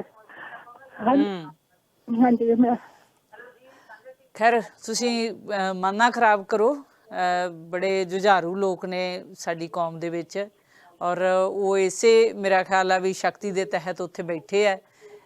ਸਾਡਾ ਇਤਿਹਾਸ, ਜਿਵੇਂ ਵੀਰ ਜੀ ਨੇ ਪਹਿਲਾਂ ਕਿਹਾ, ਕਿ ਬੜਾ ਗੌਰਵਮਈ ਹੈ। ਇਤਿਹਾਸ ਪੜ੍ਹ ਕੇ ਹੀ ਅਸੀਂ ਅੱਗੇ ਤੁਰਦੇ ਹਾਂ, ਉਹੀ ਸਾਨੂੰ ਤਾਕਤ ਬਖਸ਼ਦਾ ਹੈ, ਉਹੀ ਸਾਨੂੰ ਹੱਲਾਸ਼ੇਰੀ ਦਿੰਦਾ ਹੈ। ਇਸੇ ਕਰਕੇ ਮੈਂ ਕਹਿੰਦੀ ਹੁੰਦੀ ਹਾਂ ਵੀ ਅੱਜ ਦਾ ਜਿਹੜਾ ਸਮਾਂ ਹੈ ਨਾ, ਇਹ ਵੀ ਇੱਕ ਇਤਿਹਾਸ ਹੀ ਹੈ, ਜਿਹਦੇ ਵਿੱਚ ਜਿਹੜਾ ਪਾਰਟੀਸਪੇਟ ਕਰ ਗਿਆ ਉਹਦਾ ਨਾਂ ਇਤਿਹਾਸ ਦੇ ਵਿੱਚ ਦਰਜ ਹੋ ਜਾਣਾ। ਸੋ ਇਹ ਇੱਕ ਸੁਨਹਿਰੀ ਮੌਕਾ ਹੈ। ਜਿਵੇਂ ਬਹੁਤ ਸਾਰੇ ਵਧੀਆ ਬੁਲਾਰੇ ਉੱਥੇ ਵੀਰ ਜੀ, ਜਦੋਂ ਅਸੀਂ ਸੁਣਦੇ ਹਾਂ ਨਾ ਉਹਨਾਂ ਨੂੰ, ਤੇ ਉਹਨਾਂ ਦੀ ਸ਼ਬਦਾਵਲੀ ਕੁਛ ਇਸ ਤਰ੍ਹਾਂ ਦੀ ਹੁੰਦੀ ਹੈ। ਉਹ ਕਹਿੰਦੇ ਵੀ ਅਸੀਂ ਸੰਘਰਸ਼ ਸੁਣਦੇ ਹੁੰਦੇ ਸੀ ਵੀ ਸਾਡੇ ਬਜ਼ੁਰਗਾਂ ਨੇ ਜਾਂ ਉਹਨਾਂ ਦੇ ਬਜ਼ੁਰਗਾਂ ਨੇ ਲੜੇ ਆ, ਤੇ ਪਰ ਅਸੀਂ ਅੱਖੀਂ ਵੇਖ ਰਹੇ ਹਾਂ, ਤੇ ਉਹ ਕਿਸਮਤ ਵਾਲੇ ਲੋਕ ਨੇ ਜਿਹੜੇ ਇਸ ਸੰਘਰਸ਼ ਦਾ ਹਿੱਸਾ ਬਣ ਰਹੇ ਨੇ। ਹਾਂਜੀ 100% ਹੈ ਜੀ। ਬੀਜੀ ਨੂੰ ਮੈਂ ਕਹਾਂ ਤੁਸੀਂ ਅਰਦਾਸ ਨਾ ਹੋ, ਇੱਥੇ ਲੋਕ ਬਹੁਤ ਚੜ੍ਹਦੀ ਕਲਾ 'ਚ ਆ। ਮੈਨੂੰ ਪਤਾ ਲੋਕ ਸਫ਼ਰ ਕਰ ਰਹੇ ਆ, ਸੜਕਾਂ ਤੇ ਸੋ ਰਹੇ ਆ, ਮੈਨੂੰ ਪਤਾ ਇੱਥੇ ਬਹੁਤ ਜ਼ਿਆਦਾ ਨੁਕਸਾਨ ਵੀ ਹੋਇਆ ਵਾ, ਤੰਗੀਆਂ ਵੀ ਆ, ਪਰ ਤੁਸੀਂ ਵਰੀ ਨਾ ਕਰੋ, ਅਸੀਂ ਹੈਗੇ ਆ, ਜਿੰਨੇ ਜੋਗੇ ਹੈਗੇ ਆਪਣਾ ਕੰਮ ਕਰੀ ਜਾਣਾ ਵਾ। ਉਹਨਾਂ ਦੀ ਜ਼ਿੰਦਗੀ ਆ, ਉਹਨੂੰ ਜਿੰਨਾ ਵੀ ਅਸੀਂ ਸੋਹਣੀ ਬਣਾਉਣ ਦੀ ਕੋਸ਼ਿਸ਼ ਕਰ ਰਹੇ ਹਾਂ ਅਸੀਂ ਬਣਾਵਾਂਗੇ। ਦਿਨ ਰਾਤ ਇੱਕ ਕਰ ਰਹੀ ਆ, ਟੀਮ ਵੀ ਕਰ ਰਹੀ ਆ, ਹੋਰ ਵੀ ਬੜੇ ਚੰਗੇ ਲੋਕ ਆ ਜਿਹੜੇ ਇੱਥੇ ਚੰਗੇ ਕੰਮ ਕਰਨ ਦੀ ਕੋਸ਼ਿਸ਼ ਕਰ ਰਹੇ ਆ। ਤੁਹਾਡੇ ਬਜ਼ੁਰਗਾਂ ਦੇ ਨਾਲ ਆ, ਤੁਸੀਂ ਵਰੀ ਨਾ ਕਰੋ। ਬਾਕੀ ਅਸੀਂ ਬਹੁਤ ਲੱਕੀ ਆ, ਮੈਂ ਬਹੁਤ ਲੱਕੀ ਫੀਲ ਕਰਦਾ ਇੱਥੇ ਜਿੰਨੇ ਵੀ ਮੈਨੂੰ ਪਤਾ ਜਿੰਨੇ ਵੀ ਯੂਨੀਅਨ ਲੀਡਰ ਆ ਜਿਹਨਾਂ ਦਾ ਮੈਂ ਰੱਖਦਾ ਵਾ, ਉਹ ਬਹੁਤ ਜ਼ਿਆਦਾ ਲੱਕੀ ਫੀਲ ਕਰਦੇ ਆ ਕਿ ਉਹ ਇਸ ਚੀਜ਼ ਦਾ ਹਿੱਸਾ ਬਣੇ। ਕਿਉਂਕਿ ਇਹ ਚੀਜ਼ ਕਦੀ ਕਰਮਾਂ ਵਾਲੇ ਨੂੰ ਆਉਂਦੀ ਕਿ ਸਾਡੇ ਉੱਪਰ ਇੱਕ ਕੋਈ ਲੜਾਈ ਆਈ, ਕੋਈ ਆਫਤ ਆਈ, ਕਿਸੇ ਨੇ ਸਾਡੇ ਉੱਤੇ ਕੁਝ ਥੋਪਣ ਦੀ ਕੋਸ਼ਿਸ਼ ਕੀਤੀ, ਸਾਨੂੰ ਡਾਂਗਾ ਮਾਰੀਆਂ। 26 ਕਿਸੇ ਤੋਂ ਦੂਰ ਨਹੀਂ, ਡਾਕਟਰਾਂ ਦੀਆਂ ਟੀਮਾਂ ਨੂੰ ਵੀ ਡਾਂਗਾ ਮਾਰ ਛੱਡੀਆਂ। ਇਹ ਇੱਥੋਂ ਦਾ ਕੰਮ ਹੈ। ਤੇ ਹੁਣ ਅੱਜ ਕਰੋਨਾ ਦਾ ਟਾਈਮ ਆ, ਤੇ ਤਾਂ ਵੀ ਇਹਨਾਂ ਨੂੰ ਤਰਸ ਨਹੀਂ ਆਉਂਦਾ ਕਿ ਨਹੀਂ, ਇਹਨਾਂ ਜੋ ਵੀ ਇਹ ਮੰਗਦੇ ਆ ਕਿ ਤੁਸੀਂ ਸਰਕਾਰ, ਤੁਸੀਂ ਜੋ ਮਰਜ਼ੀ ਕਰ ਸਕਦੇ, ਇੱਕ ਵਾਰੀ ਮੰਨ ਲਓ ਜੋ ਇਹ ਕਹਿੰਦੇ ਆ, ਫਿਰ ਬਾਅਦ ਚ ਯੂਨੀਅਨ ਲੀਡਰਾਂ ਨਾਲ ਫਿਰ ਬਹਿ ਜਿਓ, ਫਿਰ ਬਹਿ ਕੇ ਜੋ 3 ਲਾਅ ਜੋ 4 ਲਾਅ ਜਿੱਦਾਂ ਵੀ ਹਿਸਾਬ ਨਾਲ ਜੋ ਕਿਸਾਨਾਂ ਦੇ ਹੱਕ ਚ ਹੋਣ ਉਹ ਬਣਾ ਲਿਓ। ਕਿੰਨਾ ਔਖਾ ਤੁਹਾਡੇ ਲਈ ਇੱਕ ਕਾਨੂੰਨ ਵਾਪਸ ਕਰਾਉਣਾ, ਪਰ ਤਾਂ ਵੀ ਇਹਨਾਂ ਨੂੰ ਮਨਜ਼ੂਰ ਹੈ ਕਿ ਇਹਨਾਂ ਦੇ ਲੋਕ ਮਾਰਨ, ਇਹਨਾਂ ਦੇ ਲੋਕ ਤੜਫਣ। ਬਹੁਤ ਦੁੱਖ ਹੁੰਦਾ ਜਦੋਂ ਇਹ ਚੀਜ਼ ਤੁਸੀਂ ਕਹਿੰਦੇ ਹੋ, ਮਹਿਸੂਸ ਕਰਦੇ ਹੋ। ਜੀ ਵੀਰ ਜੀ, ਤੁਸੀਂ ਤੁਹਾਡੇ ਜਿਹੜੇ ਮਨ ਦੇ ਖਿਆਲ ਨੇ ਜਾਂ ਬਲਬਲੇ ਨੇ ਜਾਂ ਤੁਹਾਡੇ ਮਸ਼ਵਰੇ ਨੇ ਜਾਂ ਤੁਹਾਡੇ ਜ਼ਿਹਨ 'ਚ ਬਹੁਤ ਸਵਾਲ ਉੱਠਦੇ ਹੋਣਗੇ, ਉਹ ਤੁਸੀਂ ਕਦੇ ਜਿਹੜੇ ਕਿਸਾਨ ਆਗੂ ਨੇ ਜਥੇਬੰਦੀਆਂ ਦੇ, ਉਹਨਾਂ ਦੇ ਨਾਲ ਬੈਠ ਕੇ ਕਦੇ ਸਲਾਹ ਮਸ਼ਵਰਾ ਕੀਤਾ? ਬਹੁਤ ਜੀ, ਬਹੁਤ ਜ਼ਿਆਦਾ। ਅੱਛਾ। ਇਸੇ ਕਰਕੇ ਮੈਂ ਤੇ ਬਾਰ-ਬਾਰ ਲੋਕਾਂ ਉਹ ਨੂੰ ਕਿੰਨੀ ਕੁ ਗੱਲ ਮਤਲਬ ਸੁਣਦੇ ਆ, ਕਿਉਂਕਿ ਕਈ ਗੱਲਾਂ ਅਸੀਂ ਇੱਥੇ ਖਬਰਾਂ ਦੇ ਰਾਹੀਂ ਵੀ ਸੁਣਦੇ ਆ। ਹੁਣ ਰੀਸੈਂਟਲੀ ਵੀ ਮੈਂ ਵੇਖ ਰਹੀ ਸੀ ਜੋਗਿੰਦਰ ਸਿੰਘ ਅਗਰਾਹਾਂ, ਜਿਹੜੇ ਉਗਰਾਹਾਂ ਹੈਗੇ ਨੇ, ਉਹਨਾਂ ਦੀ ਇੱਕ ਲੰਬੀ ਚੌੜੀ ਸਪੀਚ ਹੈ ਸਟੇਜ ਤੇ, ਉਹਦੇ ਵਿੱਚ ਪਤਾ ਨਹੀਂ ਉਹਨਾਂ ਨੇ ਕੀ ਕੀ ਕਿਹਾ। ਔਰ ਅਸੀਂ ਇੱਥੇ ਬੈਠੇ ਇਸ ਗੱਲ ਨੂੰ ਮਹਿਸੂਸ ਕਰ ਸਕਦੇ ਹਾਂ ਕਿ ਕਿਤੇ ਨਾ ਕਿਤੇ ਸਾਡੇ ਏਕੇ ਦੀ ਵੀ ਘਾਟ ਹੈ, ਜਿਹੜੀ ਹਾਲੇ ਤੱਕ ਅਸੀਂ ਸਫਲਤਾ ਵੱਲ ਮਤਲਬ ਜਿੰਨੀ ਛੇਤੀ ਸਾਨੂੰ ਵਧਣਾ ਚਾਹੀਦਾ ਸੀ ਅਸੀਂ ਵੱਧ ਨਹੀਂ ਸਕੇ। ਇਹ ਜਿਹੜੇ ਯੂਨੀਅਨ ਲੀਡਰ ਨਾ, ਮੈਂ ਵੀ ਕਈ ਵਾਰੀ ਨਾ ਹਵਾ 'ਚ ਆ ਜਾਂਦਾ ਤੇ ਮੇਰੀ ਬਹੁਤ ਜ਼ਿਆਦਾ ਸੁਣਨ ਕਰਕੇ ਜ਼ਿਆਦਾ ਪਿਆਰ ਦੇ ਦਿੰਦੇ ਆ ਤੇ ਕਈ ਵਾਰੀ ਮੈਂ ਵੀ ਹਵਾ 'ਚ ਆ ਜਾਂਦਾ। ਪਰ ਮੈਂ ਲੋਕਾਂ ਨੂੰ, ਦੁਨੀਆ ਭਰ ਦੇ ਲੋਕਾਂ ਨੂੰ ਇਹ ਕਹੂੰਗਾ, ਮੈਂ ਇਸ ਲਈ ਤੇ ਇਹਨਾਂ ਵਾਲੇ ਬੋਲਦਾ ਯਾਰ ਇਹ ਚੰਗੇ ਲੋਕ ਆ ਜੀ, ਮਤਲਬ ਸਦਾ ਹੀ ਰਿਸਪੈਕਟ ਦਿੰਦੇ ਆ ਤੁਹਾਡੇ ਕੰਮ ਨੂੰ ਜੀ। ਜੇ ਤੁਸੀਂ ਵਾਕਈ ਦਿਲੋਂ ਕੰਮ ਕਰਦੇ ਹੋ ਤੇ ਤੁਹਾਨੂੰ ਰਿਸਪੈਕਟ ਵੀ ਦੇਣਗੇ, ਤੁਹਾਡੀਆਂ ਗੱਲਾਂ ਵੀ ਸੁਣਦੇ ਆ ਤੇ ਵੱਡੀ ਗੱਲ ਤੁਹਾਡੇ ਵਿੱਚ ਹੀ ਵਿਚਰਦੇ ਆ। ਹੁਣ ਆ ਜੇ ਜਿੱਥੇ ਜਿਹੜੀ ਸਟ੍ਰਿਪ 'ਚ ਮੈਂ ਰਹਿਣਾ, ਮੇਰੇ ਨਾਲ ਹੀ ਰਹਿੰਦੇ ਆ ਰੂਲੂ ਸਿੰਘ ਜੀ ਮਾਨਸਾ, ਨਾਲ ਹੀ ਉਹਨਾਂ ਦਾ ਕੋਲ ਹੀ ਮਕਾਨ ਹੁੰਦਾ। ਮਕਾਨ ਮਤਲਬ ਸਾਡੇ ਇੱਥੇ ਉਹੀ ਆ ਕਿ ਉਹਨਾਂ ਦੇ ਹੁੰਦੇ ਆ ਬਾਂਸ ਦੇ ਘਰ ਦੇ ਕਿਸੇ ਦੂਜੇ ਘਰ ਕੇ ਟਾਲੀ, ਨਾਲ ਹੀ ਰਹਿੰਦੇ ਆ ਆਪਣੇ ਬਲਕਰਨ ਬਰਾੜ। ਉਹ ਤੋਂ ਥੋੜਾ ਜਿਹਾ ਅੱਗੇ ਤੋਂ ਤੇ ਰਹਿੰਦੇ ਆ ਬੂਟਾ ਸਿੰਘ ਜੀ ਬੁਰਜਗਿੱਲ, ਤੇ ਅੱਗੇ ਜਾ ਕੇ ਫਿਰ ਹੋਰ ਲੀਡਰਾਂ ਦੇ ਘਰ ਆ ਜਾਂਦੇ। ਮਤਲਬ ਤੁਸੀਂ ਜਦ ਤੁਹਾਨੂੰ ਹੋਵੇ ਨਾ ਤੁਹਾਨੂੰ ਚੰਡੀਗੜ੍ਹ ਜਾਣਾ ਪਵੇ ਉਹਨਾਂ ਨੂੰ ਮਿਲਣ, ਇੱਥੇ ਤੇ ਰਹਿੰਦੇ ਆ। ਜਦੋਂ ਮੈਂ ਤੁਰਦਾ, ਅੱਛਾ, ਲੋਕ ਤਾਂ ਡਾਕਟਰ ਸਾਹਿਬ ਕਹਿੰਦੇ ਵੀ ਉਹ ਹੋਟਲਾਂ 'ਚ ਰਹਿੰਦੇ ਆ, ਬਹੁਤ ਵੱਡੇ ਵੱਡੇ ਹੋਟਲਾਂ 'ਚ ਉੱਥੇ। ਮੈਂ ਵੇਖੋ ਹੁਣ ਜਦ ਤੁਸੀਂ ਡਾਕਟਰ ਤੇ ਬਲੀਵ ਕਰ ਲਓ, ਤੁਸੀਂ ਨਹੀਂ ਤੁਸੀਂ ਸਪਸ਼ਟੀਕਰਨ ਦਿਓ, ਤੁਸੀਂ ਦੱਸ ਰਹੇ ਹੋ ਬਹੁਤ ਚੰਗੀ ਗੱਲ ਹੈ। ਕਿਉਂਕਿ ਮੇਰੇ ਇੱਧਰੋਂ ਮੇਰੇ ਖੱਬੇ ਬੰਨੇ ਰਹਿੰਦੇ ਜੋਗਿੰਦਰ ਸਿੰਘ ਅਗਰਾ, ਇੱਥੇ ਨਾਲ ਹੀ ਮੇਰੇ ਤੋਂ 10 ਫੁੱਟ 11 ਫੁੱਟ 20 ਫੁੱਟ ਦੀ ਦੂਰੀ ਤੇ ਸਰਦਾਰ ਜੋਗਿੰਦਰ ਸਿੰਘ ਅਗਰਾ ਰਹਿੰਦੇ ਆ। ਇੱਧਰੋਂ ਨਾਲ ਹੀ ਥੋੜਾ ਜਿਹਾ ਇੱਧਰ ਚਲ ਜਾਓ, ਮੈਂ ਤੁਹਾਨੂੰ ਦੱਸਿਆ ਰੋਲੂ ਸਿੰਘ ਮਾਨਸਾ ਰਹਿੰਦੇ ਆ, ਉਹ ਤੋਂ ਅੱਗੇ ਬਲਕਰਨ ਬਰਾੜ ਰਹਿੰਦੇ ਆ, ਉਸ ਤੋਂ ਬਾਅਦ ਬੂਟਾ ਸਿੰਘ ਜੀ ਬੁਰਜਗਿੱਲ ਰਹਿੰਦੇ ਆ। ਇੱਥੇ ਅੱਗੇ ਜਾ ਕੇ ਤੁਸੀਂ ਮੈਨੂੰ ਇੱਥੇ ਆਓਗੇ, ਮੈਂ ਤੁਹਾਨੂੰ ਇੱਕ ਇੱਕ ਲੀਡਰ ਦੇ ਘਰ ਲੈ ਕੇ ਜਾ ਸਕਦਾ, ਉਹਨਾਂ ਨੂੰ ਮਿਲਾ ਸਕਦਾ। ਸ਼ਾਮ ਨੂੰ ਬਹਿ ਕੇ ਉੱਥੇ ਹੀ ਚਾਹਾਂ ਪੀਂਦੇ ਆ। ਉੱਥੇ ਕਈ ਵਾਰੀ ਜੇ ਮੈਂ ਉਧਰੋਂ ਦੀ ਨਿਕਲ ਜਾ, ਕੋਈ ਪੇਸ਼ੈਂਟ ਹੁੰਦਾ, ਸਾਡੀ ਐਂਬੂਲੈਂਸ ਨਿਕਲ ਜੇ, ਸਾਨੂੰ ਉੱਥੇ ਰੋਕ ਕੇ ਅਸੀਂ ਰੋਟੀ ਵੀ ਕਦੀ ਕਦੀ ਖਾ ਲੈਂਦੇ ਆ। ਸੋ ਬਹੁਤ ਜ਼ਿਆਦਾ ਸਿਆਣੇ ਲੋਕ ਆ, ਬਹੁਤ ਜ਼ਿਆਦਾ ਸੁਲਝੇ ਲੋਕ ਆ, ਬਹੁਤ ਜ਼ਿਆਦਾ ਪਿਆਰ ਕਰਨ ਵਾਲੇ ਲੋਕ ਆ। ਪਰ ਕਿਤੇ ਨਾ ਕਿਤੇ ਲੋਕ ਐਸੇ ਹੈਗੇ ਆ ਇੱਥੇ ਸਾਡੇ ਆਪਣੇ ਆਪ ਨੂੰ ਯੂਥ ਦਾ ਨਾਮ ਦੇ ਕੇ ਇਹਨਾਂ ਦੇ ਵਿੱਚ ਗਲਤ ਫਹਿਮੀਆਂ ਕੋਸ਼ਿਸ਼। ਹੁਣ ਕਿਉਂਕਿ ਵੇਖੋ ਤੁਸੀਂ ਕੀ ਆ, ਤੁਸੀਂ ਮੇਰੀ ਗੱਲ ਕੀਤੀ, ਮੇਰੇ ਤੇ ਕੋਈ ਪਰਸਨਲ ਅਟੈਕ ਹੋਇਆ ਹਨਾ, ਤੁਸੀਂ ਕਹਿੰਦੇ ਵੀ ਤੇਰੇ ਤੇ ਹੋਇਆ, ਤੇ ਦੁਨੀਆ ਵਿੱਚ ਕੋਈ ਮੈਨੂੰ ਬੜੇ ਫੋਨ ਵੀ ਆਏ ਕਿ ਡਾਕਟਰ ਤੇਰੇ ਤੇ ਨਹੀਂ ਹੋਇਆ, ਕਿ ਕਿਹਦਾ ਨਾਂ ਲਿਆ ਹਨਾ। ਹੁਣ ਗੱਲ ਏਦਾਂ ਵਾ, ਕੁਛ ਲੋਕ ਯੂਥ ਦਾ ਨਾਮ ਲੈ ਕੇ ਗਲਤ ਕੰਮ ਕਰਦੇ ਆ, ਠੀਕ ਆ। ਯੂਨੀਅਨ ਇਹ ਕਿਉਂਕਿ ਸਾਨੂੰ ਪਹਿਲਾਂ ਨਾ ਖਾਲਿਸਤਾਨ, ਪਹਿਲਾਂ ਸਾਨੂੰ ਪੰਜਾਬ ਹਰਿਆਣੇ ਤੇ ਲੜਾਉਣ ਦੀ ਕੋਸ਼ਿਸ਼ ਕੀਤੀ, SYL ਹਰਿਆਣੇ ਵਾਲਿਆਂ ਨੇ ਸਾਡਾ ਪੂਰਾ ਸਾਥ ਦਿੱਤਾ। ਫਿਰ ਇਹਨਾਂ ਨੇ ਖਾਲਿਸਤਾਨੀ ਮੁੱਦਾ ਚੁੱਕ ਲਿਆ, 26 ਜਨਵਰੀ ਨੂੰ ਇਹਨਾਂ ਨੇ ਪੂਰਾ ਖਾਲਿਸਤਾਨੀ ਮੁੱਦਾ ਘਮਾਇਆ। ਫਿਰ ਇਹਨਾਂ ਨੇ ਮੁੱਦੇ, ਫਿਰ ਕਰੋਨਾ ਦਾ ਮੁੱਦਾ, ਮਤਲਬ ਵਿੱਚ ਐਸੇ ਮੁੱਦੇ ਪਾਉਂਦੇ। ਪਰ ਇੱਕ ਮੁੱਦਾ ਇਹਨਾਂ ਦਾ ਜਿਹੜਾ ਸਦਾ ਰਿਹਾ, ਉਹ ਇਹ ਰਿਹਾ, ਜਿਹੜੇ ਸਾਡੇ ਬਜ਼ੁਰਗ ਆ ਤੇ ਜਿਹੜਾ ਸਾਡਾ ਯੂਥ ਆ, ਇਕੱਠਾ ਨਹੀਂ ਆ, ਇਹਨਾਂ ਦਾ ਇਹ ਕਹਾਣੀ ਆ। ਦੇਖੋ ਪਹਿਲੀ ਗੱਲ ਤਾਂ ਮੈਂ ਦੱਸਦਾ, ਯੂਨੀਅਨਾਂ ਦਾ ਬਹੁਤ ਜ਼ਿਆਦਾ ਇੱਕ ਆ। ਮੈਂ ਸੰਯੁਕਤ ਮੋਰਚੇ ਦੀਆਂ 3 ਜਾਂ 4 ਮੀਟਿੰਗਾਂ ਵਿੱਚ ਬੈਠਾ, ਉੱਥੇ ਮੈਂ ਇਹਨਾਂ ਦਾ ਦੇਖਿਆ ਕਿ ਕਿੱਦਾਂ ਇਹ ਗੱਲ ਕਰਦੇ। ਜਿੱਦਾਂ ਕੋਈ ਪਰਿਵਾਰ 'ਚ ਆਪਾਂ ਗੱਲ ਕਰਦੇ ਆ ਨਾ, ਕਿ ਆਪਾਂ ਲੜਦੇ ਵੀ ਪਹਿਲਾਂ, ਲੜਦੇ ਮਤਲਬ ਆਪਾਂ ਇੱਕ ਪੂਰੀ ਗੱਲਬਾਤ ਆਪਣੀ ਰੱਖਦੇ ਆ, ਦੂਜਾ ਸੁਣਦਾ, ਮੈਂ ਉਹਦੀ ਸੁਣਦਾ, ਜਦੋਂ ਇੱਕ ਬੋਲਦਾ ਦੂਜਾ ਉਹਨੂੰ ਟੋਕਦਾ ਨਹੀਂ। ਜਦੋਂ ਮੀਟਿੰਗ ਖਤਮ ਹੁੰਦੀ ਆ ਉਦੋਂ ਇਹ 5 ਜਾਂ 6 ਚੀਜ਼ਾਂ ਦੇ ਵਿੱਚ ਅਗਰੀ ਕਰਦੇ, ਉਹ ਚੀਜ਼ ਨੂੰ ਰਿਲੀਜ਼ ਵੀ ਕਰਦੇ ਆ, ਸਾਰੇ ਅਗਰੀ ਕਰਕੇ। ਤੇ ਇਹਨਾਂ ਦੀਆਂ ਹੋਰ ਵੀ ਜਿਹੜੀਆਂ ਮੀਟਿੰਗਾਂ ਹੁੰਦੀਆਂ, ਸੋ ਬਹੁਤ ਵਧੀਆ ਢੰਗ ਨਾਲ ਇਹਨਾਂ ਦੀਆਂ ਮੀਟਿੰਗਾਂ ਕੰਡਕਟ ਹੁੰਦੀਆਂ, ਬਹੁਤ ਜ਼ਿਆਦਾ ਏਕਾ। ਮੈਂ ਲੋਕਾਂ ਨੂੰ ਇਹ ਵਿਸ਼ਵਾਸ ਦਿਵਾਉਣਾ ਚਾਹੁੰਦਾ, ਇਹ ਜਿਹੜੀ ਗਲਤਫਹਿਮੀ ਵਿੱਚ ਨਾ ਇਹ ਨਾ ਰਹੋ ਕਿ ਇਹਨਾਂ ਦਾ ਏਕਾ ਨਹੀਂ ਆ, ਇਹ ਗਲਤਫਹਿਮੀ 'ਚ ਨਾ ਰਹੋ ਕਿ ਇਹ ਯੂਥ ਦੀ ਸੁਣਦੇ ਨਹੀਂ ਆ। ਪਰ ਯੂਥ ਕਿਹੜਾ ਉਹ ਜਿਹੜਾ ਸੰਯੁਕਤ ਮੋਰਚੇ ਨੂੰ ਤੋੜਨਾ ਚਾਹੁੰਦਾ, ਉਹ ਯੂਥ ਨਹੀਂ ਆ, ਉਹਨੂੰ ਯੂਥ ਨਾ ਕਹੋ। ਯੂਥ ਉਹ ਆ ਜਿਹੜਾ ਰਾਤ ਦੇ 3 ਵਜੇ ਜਦੋਂ ਸਾਡੇ ਬਾਬਿਆਂ ਦੇ ਘਰ ਢੱਟ ਜਾਂਦੇ, ਉਹ ਜਾ ਕੇ ਘਰ ਬਣਾਉਂਦਾ। ਯੂਥ ਉਹ ਆ ਜਦੋਂ ਸਾਡੇ ਬਾਬਿਆਂ ਨੂੰ ਦਰਦਾਂ ਹੁੰਦੀਆਂ, ਉਹਨਾਂ ਦੇ ਦਰਦਾਂ ਦੂਰ ਕਰਦਾ, ਉਹਨਾਂ ਦੇ ਪੱਟੀਆਂ ਕਰਦਾ, ਠੀਕ ਆ, ਉਹ ਯੂਥ ਆ। ਤੁਸੀਂ ਗਲਤ ਲੇਬਲ ਕਰਤਾ ਯੂਥ ਨੂੰ, ਤੁਸੀਂ ਉਹਨੂੰ ਯੂਥ ਬਣਾਤਾ। ਤੇ ਇਹ ਕਿਤੇ ਨਾ ਕਿਤੇ ਬਾਬੇ ਵੀ ਇਹਦੇ ਹੋ ਸਕਦੇ ਆ ਕਿ ਉਹਨਾਂ ਦੇ ਗੁਨੇਗਾਰ, ਕਿਉਂਕਿ ਉਹਨਾਂ ਨੇ ਇਹ ਚੀਜ਼ ਨੂੰ ਕਦੀ ਬੜਾਵਾ ਨਹੀਂ ਦਿੱਤਾ ਕਿ ਯਾਰ ਅਸੀਂ ਕਹੀਏ ਕਿ ਉਹ ਬੰਦੇ ਸਾਡੇ ਨਹੀਂ ਆ, ਹਨਾ। ਉਹਦੇ ਕਰਕੇ ਐਸੀਆਂ ਹਰਕਤਾਂ ਹੋਈਆਂ ਕਿ ਇਹਨਾਂ ਨੂੰ ਇੱਕ ਵਾਰੀ ਘੇਰਨ ਦੀ ਕੋਸ਼ਿਸ਼ ਕੀਤੀ ਗਈ ਸੰਯੁਕਤ ਮੋਰਚੇ ਦੇ ਲੀਡਰਾਂ ਨੂੰ, ਕਿ ਸਾਨੂੰ ਕੋਈ ਬਿਆਨਬਾਜ਼ੀਆਂ ਵਿੱਚ ਕਿ ਸਾਨੂੰ ਕੋਈ ਦਿਓ, ਹਨਾ, ਡੇਟ ਦਿਓ, ਅਸੀਂ ਦਿੱਲੀ ਜਾਣਾ। ਉਹ ਅਸੀਂ ਕਿਹਾ ਯਾਰ ਮਨਾ, ਦਿੱਲੀ ਜਾ ਕੇ ਤੁਸੀਂ ਕੀ ਕਰਨਾ, ਜੰਗ ਤੁਸੀਂ ਜਿੱਤਣ ਦੇ ਹੋ, ਹਜੇ ਟਾਈਮ ਨਹੀਂ ਆ। ਇਹ ਸੰਯੁਕਤ ਮੋਰਚੇ ਵੱਲੋਂ ਕਿਹਾ ਗਿਆ ਕਿ ਤੁਸੀਂ ਕਿਉਂ ਰੌਲਾ ਪਾਉਂਦੇ ਹੋ ਹਨਾ। ਜੋਗਿੰਦਰ ਸਿੰਘ ਅਗਰਾਵਾ ਨੂੰ ਕਿਸੇ ਨੇ ਉੱਡਵੀਂ ਗੱਲ ਦੱਸਤੀ ਕਿ ਡਾਕਟਰ ਵੀ ਸ਼ਾਇਦ ਉਹਦੇ ਵਿੱਚ ਸੀ। ਅੱਛਾ ਮੈਨੂੰ ਜਿੱਥੇ ਤੱਕ, ਕਿਉਂਕਿ ਜੋਗਿੰਦਰ ਸਿੰਘ ਅਗਰਾਵਾ ਇਸ ਵੇਲੇ ਪੰਜਾਬ ਗਏ ਆ ਕੋਈ ਮਾਹਰ ਆਪਣੀ ਰੈਲੀ ਤੇ ਜਿੱਥੋਂ ਤੱਕ ਉਹਨਾਂ ਦੀ ਟੀਮ, ਕੱਲ ਉਹਨਾਂ ਦਾ ਇੱਕ ਟੀਮ ਮੈਂਬਰ ਮੇਰੇ ਕੋਲ ਇੱਥੇ 3 ਘੰਟੇ ਬੈਠਾ ਰਿਹਾ, ਮਤਲਬ ਕਿ ਆਪਣੀਆਂ ਅਗਲੀਆਂ ਗੱਲਾਂ ਕਰਨ ਨੂੰ, ਮਤਲਬ ਕਿ ਸਾਰੇ ਵੱਲੋਂ ਬੜੀ, ਕਿਉਂਕਿ ਉਹਨੇ ਅਜੇ ਤੱਕ ਉਹਨਾਂ ਨੇ ਕਲੀਅਰ ਨਹੀਂ ਕੀਤਾ ਕਿ ਇਹ ਡਾਕਟਰ ਕਿਹਦੇ ਬਾਰੇ ਗੱਲ ਕੀਤੀ ਆ। ਸੋ ਮੈਨੂੰ ਵੀ ਵਿਸ਼ਵਾਸ ਨਹੀਂ ਹੈ ਜਿਹੜਾ ਬੰਦਾ ਮੈਨੂੰ ਪਿਆਰ ਕਰਦਾ ਵਾ, ਜਿਹੜਾ ਬੰਦਾ ਮੇਰੀ ਗੱਲ ਸੁਣਦਾ ਵਾ, ਮੇਰੇ ਨਾਲ ਬਹਿੰਦਾ ਵਾ, ਉਹ ਬੰਦਾ ਮੇਰੇ ਬਾਰੇ ਤੇ ਕਹਿ ਨਹੀਂ ਸਕਦਾ। ਸੋ ਉੱਥੇ ਤੀਕਰ ਹਜੇ ਤੱਕ ਦੀ ਗੱਲ ਆ, ਉਹ ਮੇਰੇ ਬਾਰੇ ਗੱਲ ਨਹੀਂ ਹੋਈ। ਬਾਕੀ ਅਗਲੇ 1-2 ਦਿਨਾਂ 'ਚ ਬਾਕੀ ਮੇਰੇ ਬਾਰੇ ਗੱਲ ਹੋਊਗੀ, ਉਹ ਅਸੀਂ ਆਪਾਂ ਪਰਿਵਾਰਿਕ ਤੌਰ ਤੇ ਕਲੀਅਰ ਕਰ ਲਾਂਗੇ ਤੇ ਤੁਹਾਨੂੰ ਵੀ ਜ਼ਰੂਰ ਦੱਸਾਂਗੇ ਕਿ ਮੇਰੇ ਬਾਰੇ ਜਾਂ ਜੋ ਕਿਸੇ ਹੋਰ ਬਾਰੇ। ਕਿਉਂਕਿ ਇੱਥੇ ਇੱਕ ਹੋਰ ਡਾਕਟਰ ਆ, ਮੈਂ ਉਹਨਾਂ ਦਾ ਨਾਂ ਨਹੀਂ ਲੈਣਾ ਚਾਹੁੰਦਾ, ਜਿਨ੍ਹਾਂ ਦੇ ਕੰਮ ਬਹੁਤ ਗਲਤ ਆ।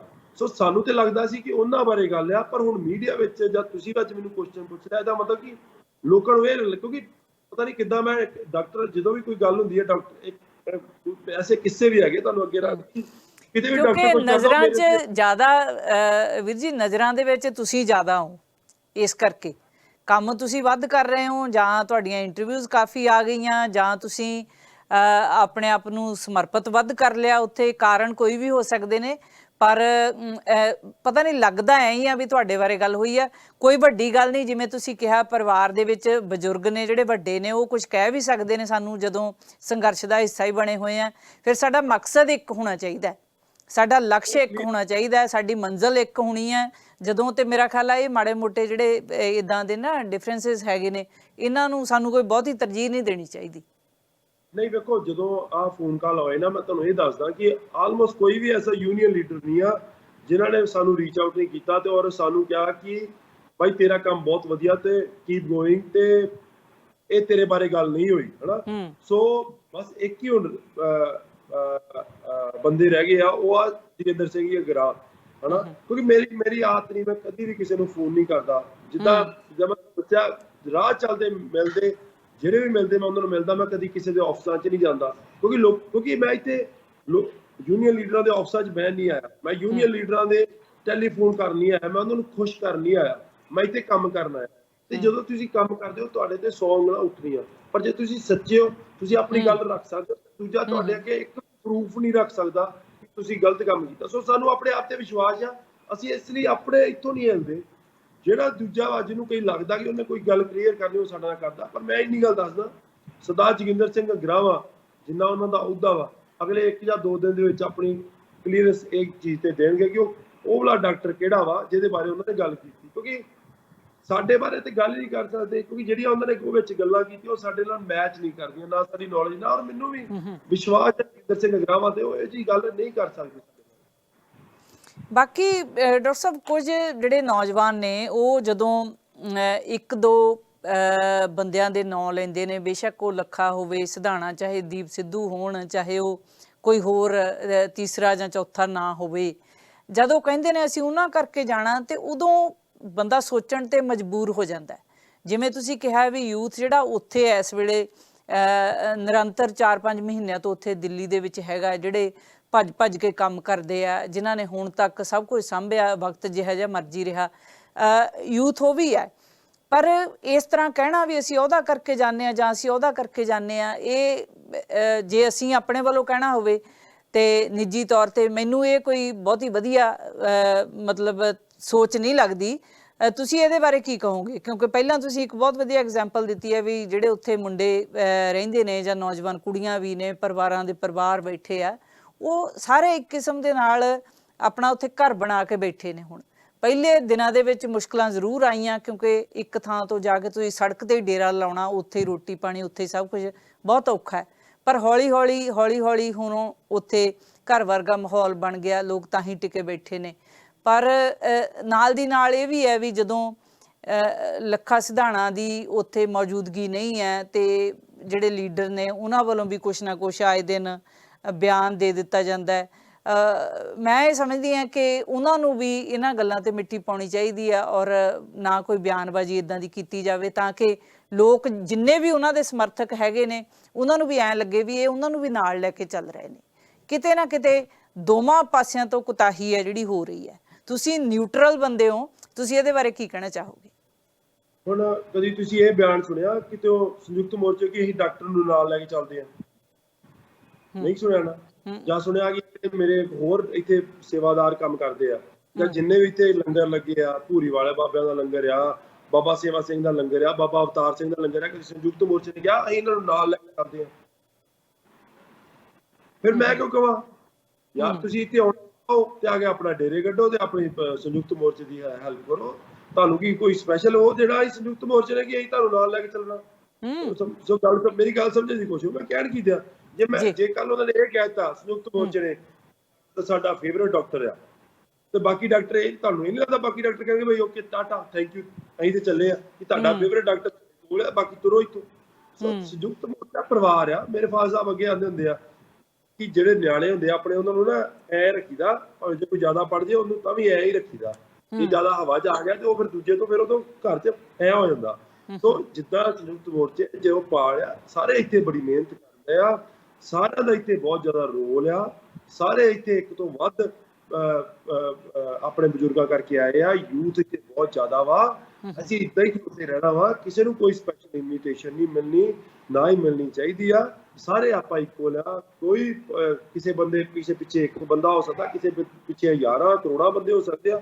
ਰਾਜੇਵਾਲ ਸਾਹਿਬ ਪਿੱਛੇ 11 ਕਰੋੜਾਂ ਬੰਦੇ ਹੋਣਗੇ, ਠੀਕ ਹੈ। ਕੁਲਵੰਤ ਸਿੰਘ ਸੰਧੂ ਜੀ ਬਾਰੇ ਪਿੱਛੇ 11 ਕਰੋੜਾਂ ਬੰਦੇ ਆ। ਏਦਾਂ ਹੀ ਅਗਰਾਵਾ ਸਾਹਿਬ ਬਾਰੇ ਪਿੱਛੇ 11 ਕਰੋੜਾਂ। ਪਰ ਕਦੀ ਕਿਸੇ ਨੇ ਕਿਹਾ ਕਿ ਇਹ ਜੋਗਿੰਦਰ ਸਿੰਘ ਅਗਰਾਵਾ ਦਾ ਹੀ ਉਹ ਆ, ਕਦੀ ਕਿਸੇ ਨੇ ਕਿਹਾ ਇਹ ਕੁਲਵੰਤ ਸਿੰਘ ਸੰਧੂ ਦਾ ਹੀ ਇਹ ਆ। ਜਦੋਂ ਉਹ ਨਹੀਂ ਕਹਿੰਦੇ ਸਾਡਾ ਘੋਲ ਆ, ਜਦੋਂ ਇਹ ਆਂਦੇ ਲੋਕਾਂ ਦਾ ਘੋਲ ਆ, ਤੇ ਫਿਰ ਲੋਕਾਂ ਦੇ ਘੋਲ 'ਚ ਤੁਸੀਂ ਸਪੈਸ਼ਲ ਇਨਵੀਟੇਸ਼ਨ ਆ ਜਾਂ ਕੋਈ ਸਪੈਸ਼ਲ ਉਹ ਥੋੜੇ ਦਿੰਦੇ ਹੋ ਕਿਸੇ ਨੂੰ।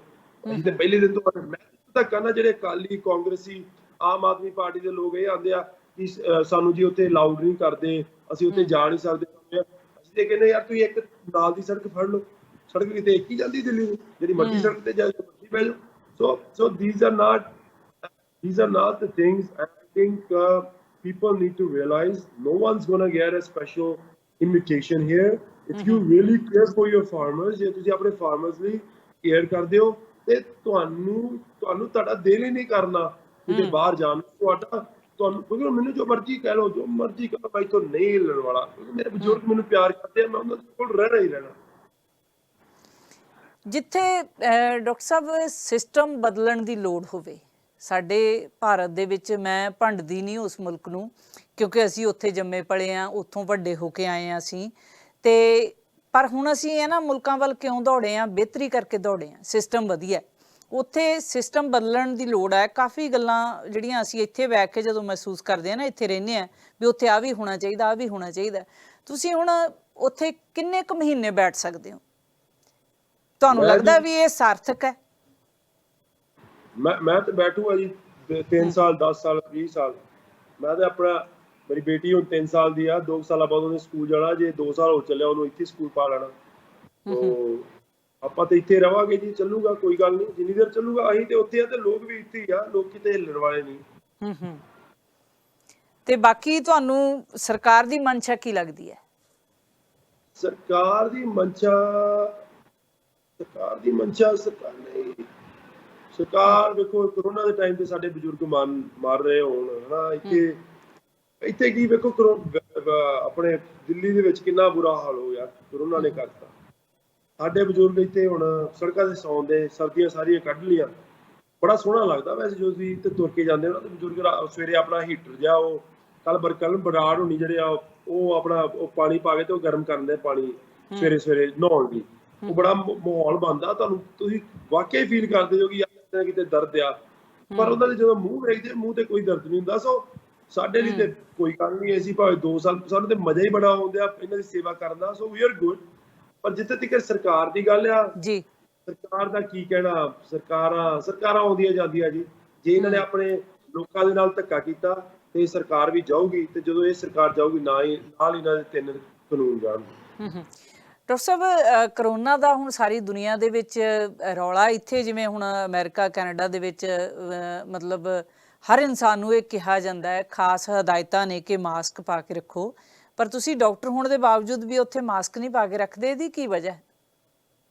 ਮੈਂ ਕਲੀਨਿਕ ਵਿੱਚ ਮਾਸਕ ਪਾ ਕੇ ਰੱਖਦਾ ਜੀ। ਜਦੋਂ ਮੈਂ ਕਲੀਨਿਕ 'ਚ ਹੁੰਦਾ ਉਦੋਂ ਮੈਂ ਟਰਾਈ ਕਰਦਾ ਮਾਸਕ ਪਾਉਣ ਦੀ। ਕਿਉਂਕਿ ਉਹ ਸਾਡੀ ਬੜੀ ਕੰਟਰੋਲਡ এনवायरमेंट ਆ ਤੇ ਸਾਨੂੰ ਪਤਾ ਸਾਡਾ ਇੱਕ ਸੇਵਾਦਾਰ ਬਾਹਰ ਖਲੋਦਾ ਗੇਟ ਤੇ ਜਿਹੜਾ ਪ੍ਰੋਪਰਲੀ ਉਹਦੀ ਚੈੱਕ ਕਰਦਾ ਹਨਾ ਕਿਤੇ ਬੰਦਾ ਬਾਹਰ ਕਿਤੇ ਆਇਆ ਕੋਈ ਇੱਥੇ ਕੋਈ ਸ਼ਰਾਰਤੀ ਅਨਸਰ ਤੇ ਨਹੀਂ ਹੈ, ਠੀਕ ਹੈ ਨਾ। ਸੋ ਤੇ ਮੈਂ ਕਰ ਸਕਦਾ ਪਰ ਅਸੀਂ ਮਜਬੂਰ ਹੈ ਜੀ। ਮੈਂ ਹੱਥ ਜੋੜਦਾ ਤੁਹਾਡੇ ਅੱਗੇ, ਤੁਸੀਂ ਮੇਰੀ ਗੱਲ ਨੂੰ ਸਮਝਣ ਦੀ ਕੋਸ਼ਿਸ਼ ਕਰੋ। ਮੈਂ ਜਿੰਨੇ ਵੀ ਮੇਰੇ ਬਾਹਰ ਬੈਠੇ ਵੀਰ, ਕਿਉਂਕਿ ਮੈਨੂੰ ਬਹੁਤ ਮੈਸੇਜ ਆਉਂਦੇ ਇਹ ਚੀਜ਼ ਬਾਰੇ, ਮੇਰੀ ਸੱਚੀ ਸੋਚਣ ਦੀ ਕੋਸ਼ਿਸ਼ ਕਰੋ ਮੈਂ ਕੀ ਕਹਿ ਰਿਹਾ। ਔਰ ਪਲੀਜ਼ ਬਾਰ-ਬਾਰ ਇਹ ਗੱਲ ਨਾ ਕਰੋ ਕਿਉਂਕਿ ਤੁਹਾਨੂੰ ਇਹ ਸਮਝਾਉਣ ਦੀ ਕੋਸ਼ਿਸ਼ ਕਰਦੇ ਆ। ਇੱਥੇ ਜਦੋਂ ਇਹ ਅੰਦੋਲਨ ਸ਼ੁਰੂ ਹੋਇਆ ਸੀ ਲੋਕਾਂ ਨੇ ਮਾਸਕ ਪਾ ਕੇ ਗਲਤ ਕੰਮ ਕੀਤੇ, ਸਾਨੂੰ ਬਦਨਾਮ ਕਰਨ ਦੀ ਕੋਸ਼ਿਸ਼ ਕੀਤੀ। ਅਸੀਂ ਜਿੰਨਾ ਮਰਜ਼ੀ ਚਾਹੀਏ ਅਸੀਂ ਮਾਸਕ ਪਾਉਣ ਤੋਂ ਮਜਬੂਰ ਹੋ ਜਾਂਦੇ ਹਾਂ ਕਿ ਅਸੀਂ ਨਹੀਂ ਪਾ ਸਕਦੇ। ਕਿ ਜੇ ਕੋਈ ਐਸਾ, ਤੁਸੀਂ ਆਪੇ ਸੋਚੋ, ਲੋਕਾਂ ਕਿਸੇ ਨੇ ਕਿਉਂਕਿ ਪੱਗ ਬੰਨ ਲਈ ਕਿਸੇ ਨੇ ਝੂਠੀ ਮੂਠੀ, ਉਧਰੋਂ ਉਹਨੇ ਮਾਸਕ ਪਾ ਲਿਆ, ਰਹਿ ਗਿਆ ਉਹਦੀਆਂ ਅੱਖਾਂ, 10 ਬੰਦੇ ਆ ਗਏ ਇੱਥੇ ਕੁਝ ਵੀ ਕਰ ਜਾਣ, ਕੁਝ ਵੀ ਕਰ ਜਾਣ, ਸਾਰਿਆਂ ਨੇ ਇਹੋ ਹੀ ਕਹਿਣਾ ਕਿ ਕਿਸਾਨਾਂ ਨੇ ਆਹ ਕਰਤਾ। ਇੱਥੇ ਇੱਕ ਰੋਬਰੀ ਹੋ ਗਈ। ਮੈਂ ਤੁਹਾਨੂੰ ਗੱਲ ਦੱਸਦਾ, ਬਹਾਦੁਰਗੜ੍ਹ ਰਹਿੰਦੇ ਅਸੀਂ ਹਨਾ, ਬਹਾਦੁਰਗੜ੍ਹ ਇੱਕ ਜੁਐਲਰੀ ਸਟੋਰ 'ਚ ਰੋਬਰੀ ਹੋ ਗਈ। ਸਾਰੇ ਕਿਤੇ ਰੌਲਾ ਪੈ ਗਿਆ, ਕਿਸਾਨਾਂ ਨੇ ਸਟੋਰ ਲੁੱਟ ਲਿਆ। ਬਾਅਦ ਚੋਂ ਪਤਾ ਲੱਗਾ ਉਹਦਾ ਲੋਕਲ ਲੋਕ ਨੇ, ਪਰ ਬਦਨਾਮੀ ਹੋ ਗਈ ਨਾ ਇੱਕ ਵਾਰੀ। ਜਿੱਥੋਂ ਤੱਕ ਉਹ ਗੱਲ ਸੀ ਉੱਥੋਂ ਤੱਕ ਸਾਡੀ ਬਦਨਾਮੀ ਹੋ ਗਈ ਨਾ। ਅਸੀਂ ਬਦਨਾਮ ਨਹੀਂ ਹੋਣਾ ਇੱਥੇ ਬਦਨਾਮ ਨਹੀਂ ਹੋਣਾ ਹੈ। ਅਸੀਂ ਸਭ ਕੁਝ ਜਰ ਲਾਂਗੇ ਇੱਥੋਂ ਤੱਕ ਕਿ ਜਿਹੜੇ ਸਾਡੇ ਮੇਰੇ ਬਜ਼ੁਰਗ ਆਏ ਵੀ ਆਂਦੇ ਸਾਨੂੰ ਅਸੀਂ ਮੌਤ ਵੀ ਜਰ ਲਾਂਗੇ। ਬਦਨਾਮ ਨਾ ਕਰਿਓ। ਇਹ ਜਿਹੜਾ ਮਾਸਕ ਪਾ ਕੇ ਸਭ ਬਦਨਾਮ, ਇੱਥੋਂ ਤੱਕ ਕਿ ਯੂਨੀਅਨ ਲੀਡਰ ਨੇ ਇੱਕ ਵਾਰੀ ਮਾਰਨ ਦੀ ਵੀ ਕੋਸ਼ਿਸ਼ ਹੋਈ ਸੀ ਮਾਸਕ ਪਾ ਕੇ। ਇਸ ਲਈ ਮਜਬੂਰੀ ਬਣ ਗਈ ਆ, ਸਰਕਾਰ ਨੂੰ ਇਹ ਸਮਝਣਾ ਪਿਆ ਸਾਡੀ ਮਜਬੂਰੀ ਬਣ ਗਈ ਆ। ਅਸੀਂ ਮਾਸਕ ਵੰਡਦੇ ਆ ਜਿਹਨੇ ਪਾਉਣਾ, ਪਰ ਮਜਬੂਰੀ ਕਰਕੇ ਨਹੀਂ ਪਾਉਂਦੇ। ਸਾਨੂੰ ਸ਼ੌਕ ਨਹੀਂ ਆ ਕਿ ਇਹ ਮਾਸਕ ਨਾ ਪਾਈਏ। ਅੱਛਾ ਡਾਕਟਰ ਸਾਹਿਬ, NRIs ਨੇ ਜਿਹੜੇ ਕਿਸੇ ਵੀ ਮੁਲਕ ਤੋਂ ਸਾਡੇ ਪੰਜਾਬੀਆਂ ਨੇ ਆਪਣਿਆਂ ਨੇ ਬੜਾ ਸਹਿਯੋਗ ਦਿੱਤਾ ਇਸ ਸੰਘਰਸ਼ ਦੇ ਵਿੱਚ ਤੇ ਹਾਲੇ ਵੀ ਦੇ ਰਹੇ ਨੇ, ਉਹਨਾਂ ਸਾਰਿਆਂ ਨੂੰ ਤੁਸੀਂ ਕੀ ਕਹਿਣਾ ਚਾਹੋਗੇ? ਕਿਉਂਕਿ ਇੱਥੇ ਸਾਡੇ ਵੈਨਕੂਵਰ ਦੇ ਵਿੱਚ ਹਾਲੇ ਵੀ ਰੈਲੀਆਂ ਨੇ ਜਿਹੜੀਆਂ ਹੋ ਰਹੀਆਂ ਨੇ। ਪਿਛਲੇ ਵੀਕਐਂਡ ਤੇ ਵੀ ਇੱਕ ਰੈਲੀ ਹੋ ਕੇ ਹਟੀ ਆ। ਨੌਜਵਾਨ ਨੇ ਜਿਹੜੇ ਉਹ ਸੜਕਾਂ ਤੇ ਇੰਟਰਸੈਕਸ਼ਨਸ ਤੇ ਹਾਲੇ ਵੀ ਖੜਦੇ ਨੇ, ਗਿਣਤੀ ਜਿੰਨੀ ਮਰਜ਼ੀ ਹੋਵੇ, ਪਰ ਜਿਵੇਂ ਸਾਡੇ ਵਹੀਕਲਸ ਨੇ ਉਹਨਾਂ ਤੇ ਅਸੀਂ ਸਲੋਗਨ ਨੇ ਜਿਹੜੇ ਜਾਂ ਅਸੀਂ ਪੋਸਟਰ ਨੇ ਉਹ ਲਾ ਕੇ ਇੱਥੇ ਘੁੰਮਦੇ ਹਾਂ ਤਾਂ ਕਿ ਇਹ ਸਾਨੂੰ ਯਾਦ ਰਹੇ ਕਿ ਅਸੀਂ ਇਸ ਸੰਘਰਸ਼ ਦਾ ਹਿੱਸਾ ਹਾਂ ਜਾਂ ਅਸੀਂ ਬਾਕੀਆਂ ਨੂੰ ਵੀ ਦੱਸਣਾ ਚਾਹੁੰਦੇ ਹਾਂ। ਸਾਰਿਆਂ ਨੂੰ ਕੀ ਕਹਿਣਾ ਚਾਹੋਗੇ ਤੁਸੀਂ? ਪਹਿਲੀ ਗੱਲ ਤਾਂ ਜਿਹੜੀਆਂ ਤੁਸੀਂ ਰੈਲੀਆਂ ਕੱਢਦੇ ਹੋ, ਇਹ ਤਾਂ ਉਹਨਾਂ ਨੂੰ ਮੈਂ ਦੱਸਦਾ ਕਿ ਉਹਨਾਂ ਦਾ ਬਹੁਤ ਜ਼ਿਆਦਾ ਮਤਲਬ ਆ। ਸਾਨੂੰ ਬਹੁਤ ਜ਼ਿਆਦਾ ਹੰਗਾਰਾ ਮਿਲਦਾ, ਪਿਆਰ ਮਿਲਦਾ। ਸਾਨੂੰ ਪਤਾ ਲੱਗਦਾ ਕਿ ਸਾਡੇ ਲੋਕ ਉੱਥੇ ਜਿੱਥੋਂ ਮੈਂ ਆ ਉੱਥੇ ਦੇ ਲੋਕ ਸਾਡੇ ਨਾਲ ਹੈ। So continue to do what you are doing. ਮੈਂ ਤੁਹਾਨੂੰ ਕਹੂੰਗਾ ਕਿ ਉਹ ਕੁਝ ਕਰਦੇ ਰਹੋ ਜਿਹੜਾ ਤੁਸੀਂ ਕਰ ਰਹੇ ਹੋ, ਨੰਬਰ 1। ਨੰਬਰ 2, ਤੁਸੀਂ ਕਿਹਾ ਕਿ ਲੋਕ ਹੈਲਪ ਕਰਦੇ ਆ ਨਾ, ਅਜੇ ਵੀ ਹੈਲਪ ਕਰਦੇ। ਮੈਂ ਤੁਹਾਨੂੰ ਇਹ ਦੱਸੂੰਗਾ ਕਿ ਅਕਾਊਂਟੇਬਿਲਟੀ ਬਹੁਤ ਜ਼ਰੂਰੀ ਹੈ। ਜਿਹੜੀਆਂ ਤੁਹਾਡੀ ਸੰਸਥਾਵਾਂ ਨੂੰ ਤੁਸੀਂ ਪੈਸੇ ਦਿੱਤੇ ਆ, ਕਿਸਾਨਾਂ ਦੇ ਨਾਮ ਤੇ ਦਿੱਤੇ ਹੋਣ, ਭਾਵੇਂ ਜਿੱਦਾਂ ਮਰਜ਼ੀ ਦਿੱਤੇ ਹੋ, ਤੁਹਾਨੂੰ ਵੀ ਪਤਾ ਉਹ ਸੰਸਥਾਵਾਂ ਕਿ ਤੁਸੀਂ ਇਹਨੂੰ ਪੈਸੇ ਦਿੱਤੇ ਆ, ਉਹਨਾਂ ਕੋਲ ਅਕਾਊਂਟੇਬਿਲਟੀ ਮੰਗੋ ਕਿ ਤੂੰ ਹੁਣ ਕੀ ਕਰ ਲਿਆ। ਫੋਨ ਕਰੋ ਉਹਨਾਂ ਦੇ ਜਿਹੜੇ ਹੈਡ ਆ, ਤੁਸੀਂ ਉਹਨਾਂ ਨੂੰ ਫੋਨ ਕਰਕੇ ਕਹੋ ਕਿ ਉੱਥੇ ਇਸ ਟਾਈਮ ਤੇ ਘਰਾਂ ਦੀ ਲੋੜ ਆ, ਤੂੰ ਘਰ ਬਣਾਉਂਦੇ ਆ, ਉੱਥੇ ਇਸ ਬਾਥਰੂਮਾਂ ਦੀ ਲੋੜ ਆ। ਹੁਣ 6-7 ਮਹੀਨੇ, 5 ਮਹੀਨੇ ਹੋ ਗਏ ਆ, ਹਜੇ ਤੱਕ ਬਾਥਰੂਮ ਨਹੀਂ ਇੱਥੇ ਬਣੇ। ਬਾਥਰੂਮ ਤੁਸੀਂ ਬਣਾਉਂਦੇ ਹੋ। ਇੱਥੇ ਜਿਹੜੇ ਮੱਛਰਦਾਨੀਆਂ ਦੀ ਲੋੜ ਆ, ਤੁਸੀਂ ਕਿੰਨੀਆਂ ਮੱਛਰਦਾਨੀਆਂ ਵੰਡੀਆਂ, ਉਹਨਾਂ ਕੋਲ ਪੁੱਛੋ, ਉਹਨਾਂ ਕੋਲ ਗਿਣਤੀ ਲਓ। ਇੱਥੇ ਬਜ਼ੁਰਗ ਸੜਕਾਂ ਤੇ ਸੌਂਦੇ ਆ, ਤੁਸੀਂ ਕਿੰਨੇ ਬੈੱਡ ਵੰਡੇ? ਠੀਕ ਨਾ, ਇਹ ਇੱਕ ਚੀਜ਼ ਦੀ ਉਹਨਾਂ ਨੂੰ ਅਕਾਊਂਟੇਬਿਲਟੀ ਲਓ, ਕਿਉਂਕਿ ਤੁਸੀਂ ਇੱਕ ਮਿਹਨਤ ਦਾ ਪੈਸਾ ਉਹਨਾਂ ਨੂੰ ਦਿੱਤਾ, ਉਹ ਕਿਉਂ ਨਾ ਤੁਹਾਨੂੰ ਅਕਾਊਂਟੇਬਿਲਟੀ ਦੇਣ। ਸੋ ਮੈਂ ਇਹ ਕਹਿੰਦਾ ਤੁਸੀਂ ਬਹੁਤ ਸਿਆਣੇ ਬਣੋ, ਆਪਣੇ ਇੱਕ ਗਲਤ ਅਫਵਾਹਾਂ ਵਿੱਚ ਨਾ ਆਇਆ ਕਰੋ, ਪਰ ਇੱਕ ਪੈਸੇ ਦੀ ਅਕਾਊਂਟੇਬਿਲਟੀ ਮੰਗਣਾ ਤੁਹਾਡੇ ਲਈ ਬਹੁਤ ਜ਼ਰੂਰੀ ਬਣ ਗਿਆ। ਕਿਉਂਕਿ ਤੁਹਾਡਾ ਪੈਸਾ ਇੱਥੇ ਜਿਹੜਾ ਤੁਸੀਂ ਦਿੱਤਾ ਇੱਥੇ ਲੱਗਣਾ ਚਾਹੀਦਾ। ਇਹ ਨਹੀਂ ਕਿ ਮੈਂ ਕੱਲ ਲਾ ਦੂੰ, ਪਰਸੋਂ ਲਾ ਦੂੰ, ਚੌਥ ਲਾ ਦੂੰ, ਨਾ, ਇੱਕ ਪੈਸਾ ਇੱਥੇ ਲੱਗਣਾ ਚਾਹੀਦਾ ਕਿਸਾਨਾਂ ਦੇ ਵਿੱਚ। ਬਹੁਤ ਵਾਰੀ ਇਹ ਵੀ ਕਿਹਾ ਜਾਂਦਾ ਵੀ ਜਦ ਤੁਸੀਂ ਪੈਸੇ ਦੇ ਦਿੰਦੇ ਹੋ ਤਾਂ ਹਿਸਾਬ ਕਿਤਾਬ ਨਾ ਮੰਗੋ। ਪਿਛਲੇ ਵੀਕਐਂਡ ਤੇ ਮੈਂ ਗੱਲ ਕਰ ਰਹੀ ਸੀ, ਇੱਥੇ ਬਹੁਤ ਸਾਰੇ ਸਾਡੇ ਸੁਣਨ ਵਾਲੇ ਲੋਕਾਂ ਨੇ ਫੋਨ ਕਰਕੇ ਕਿਹਾ ਕਿ ਤੁਸੀਂ ਈਵਨ ਸਾਡੇ ਉੱਥੋਂ ਜਿਹੜੇ ਵਿਦਵਾਨ ਨੇ ਇੰਡੀਆ ਤੋਂ ਵੀ, ਉਹਨਾਂ ਨਾਲ ਵੀ ਮੇਰੀ ਗੱਲ ਹੁੰਦੀ ਰਹਿੰਦੀ ਹੈ। ਉਹ ਵੀ ਕਹਿੰਦੇ ਜਦ ਤੁਸੀਂ ਚੰਗੇ ਥਾਵੇਂ ਪੈਸਾ ਇਹ ਸੋਚ ਕੇ ਦੇਤਾ ਵੀ ਤੁਸੀਂ ਇਸ ਸੰਘਰਸ਼ ਦੇ ਵਿੱਚ ਆਪਣਾ ਯੋਗਦਾਨ ਪਾ ਰਹੇ ਹੋ ਤੇ ਫਿਰ ਤੁਸੀਂ ਹਿਸਾਬ ਕਿਤਾਬ ਨਾ ਮੰਗੋ। ਹੁਣ ਲੋਕ ਬੜੇ ਕਨਫਿਊਜ਼ ਹੋ ਜਾਂਦੇ ਇੱਦਾਂ ਦੀ ਗੱਲ ਤੇ।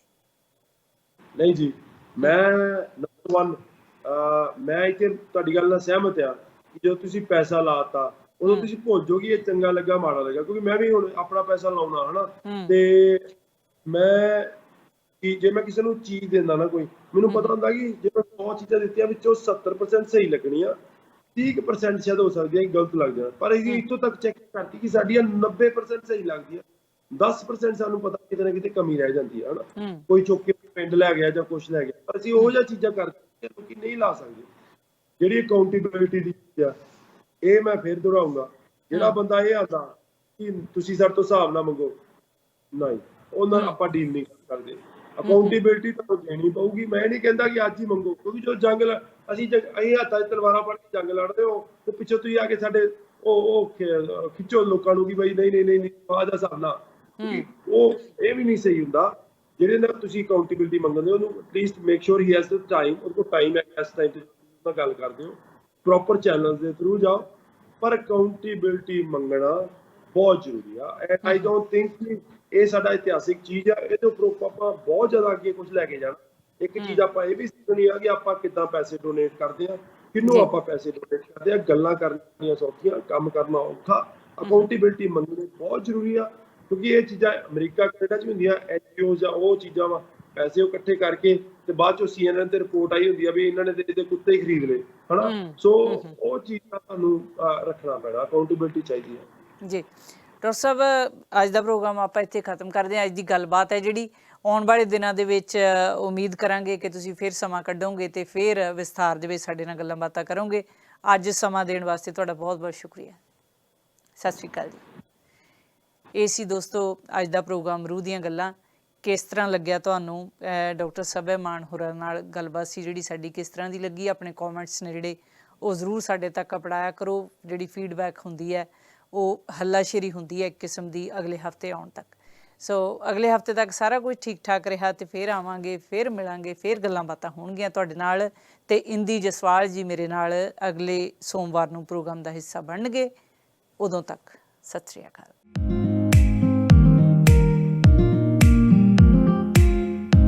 Please subscribe our channel and press the bell icon ताकि कोई भी नवी अपडेट तुझे बिल्कुल भी मिस ना करो।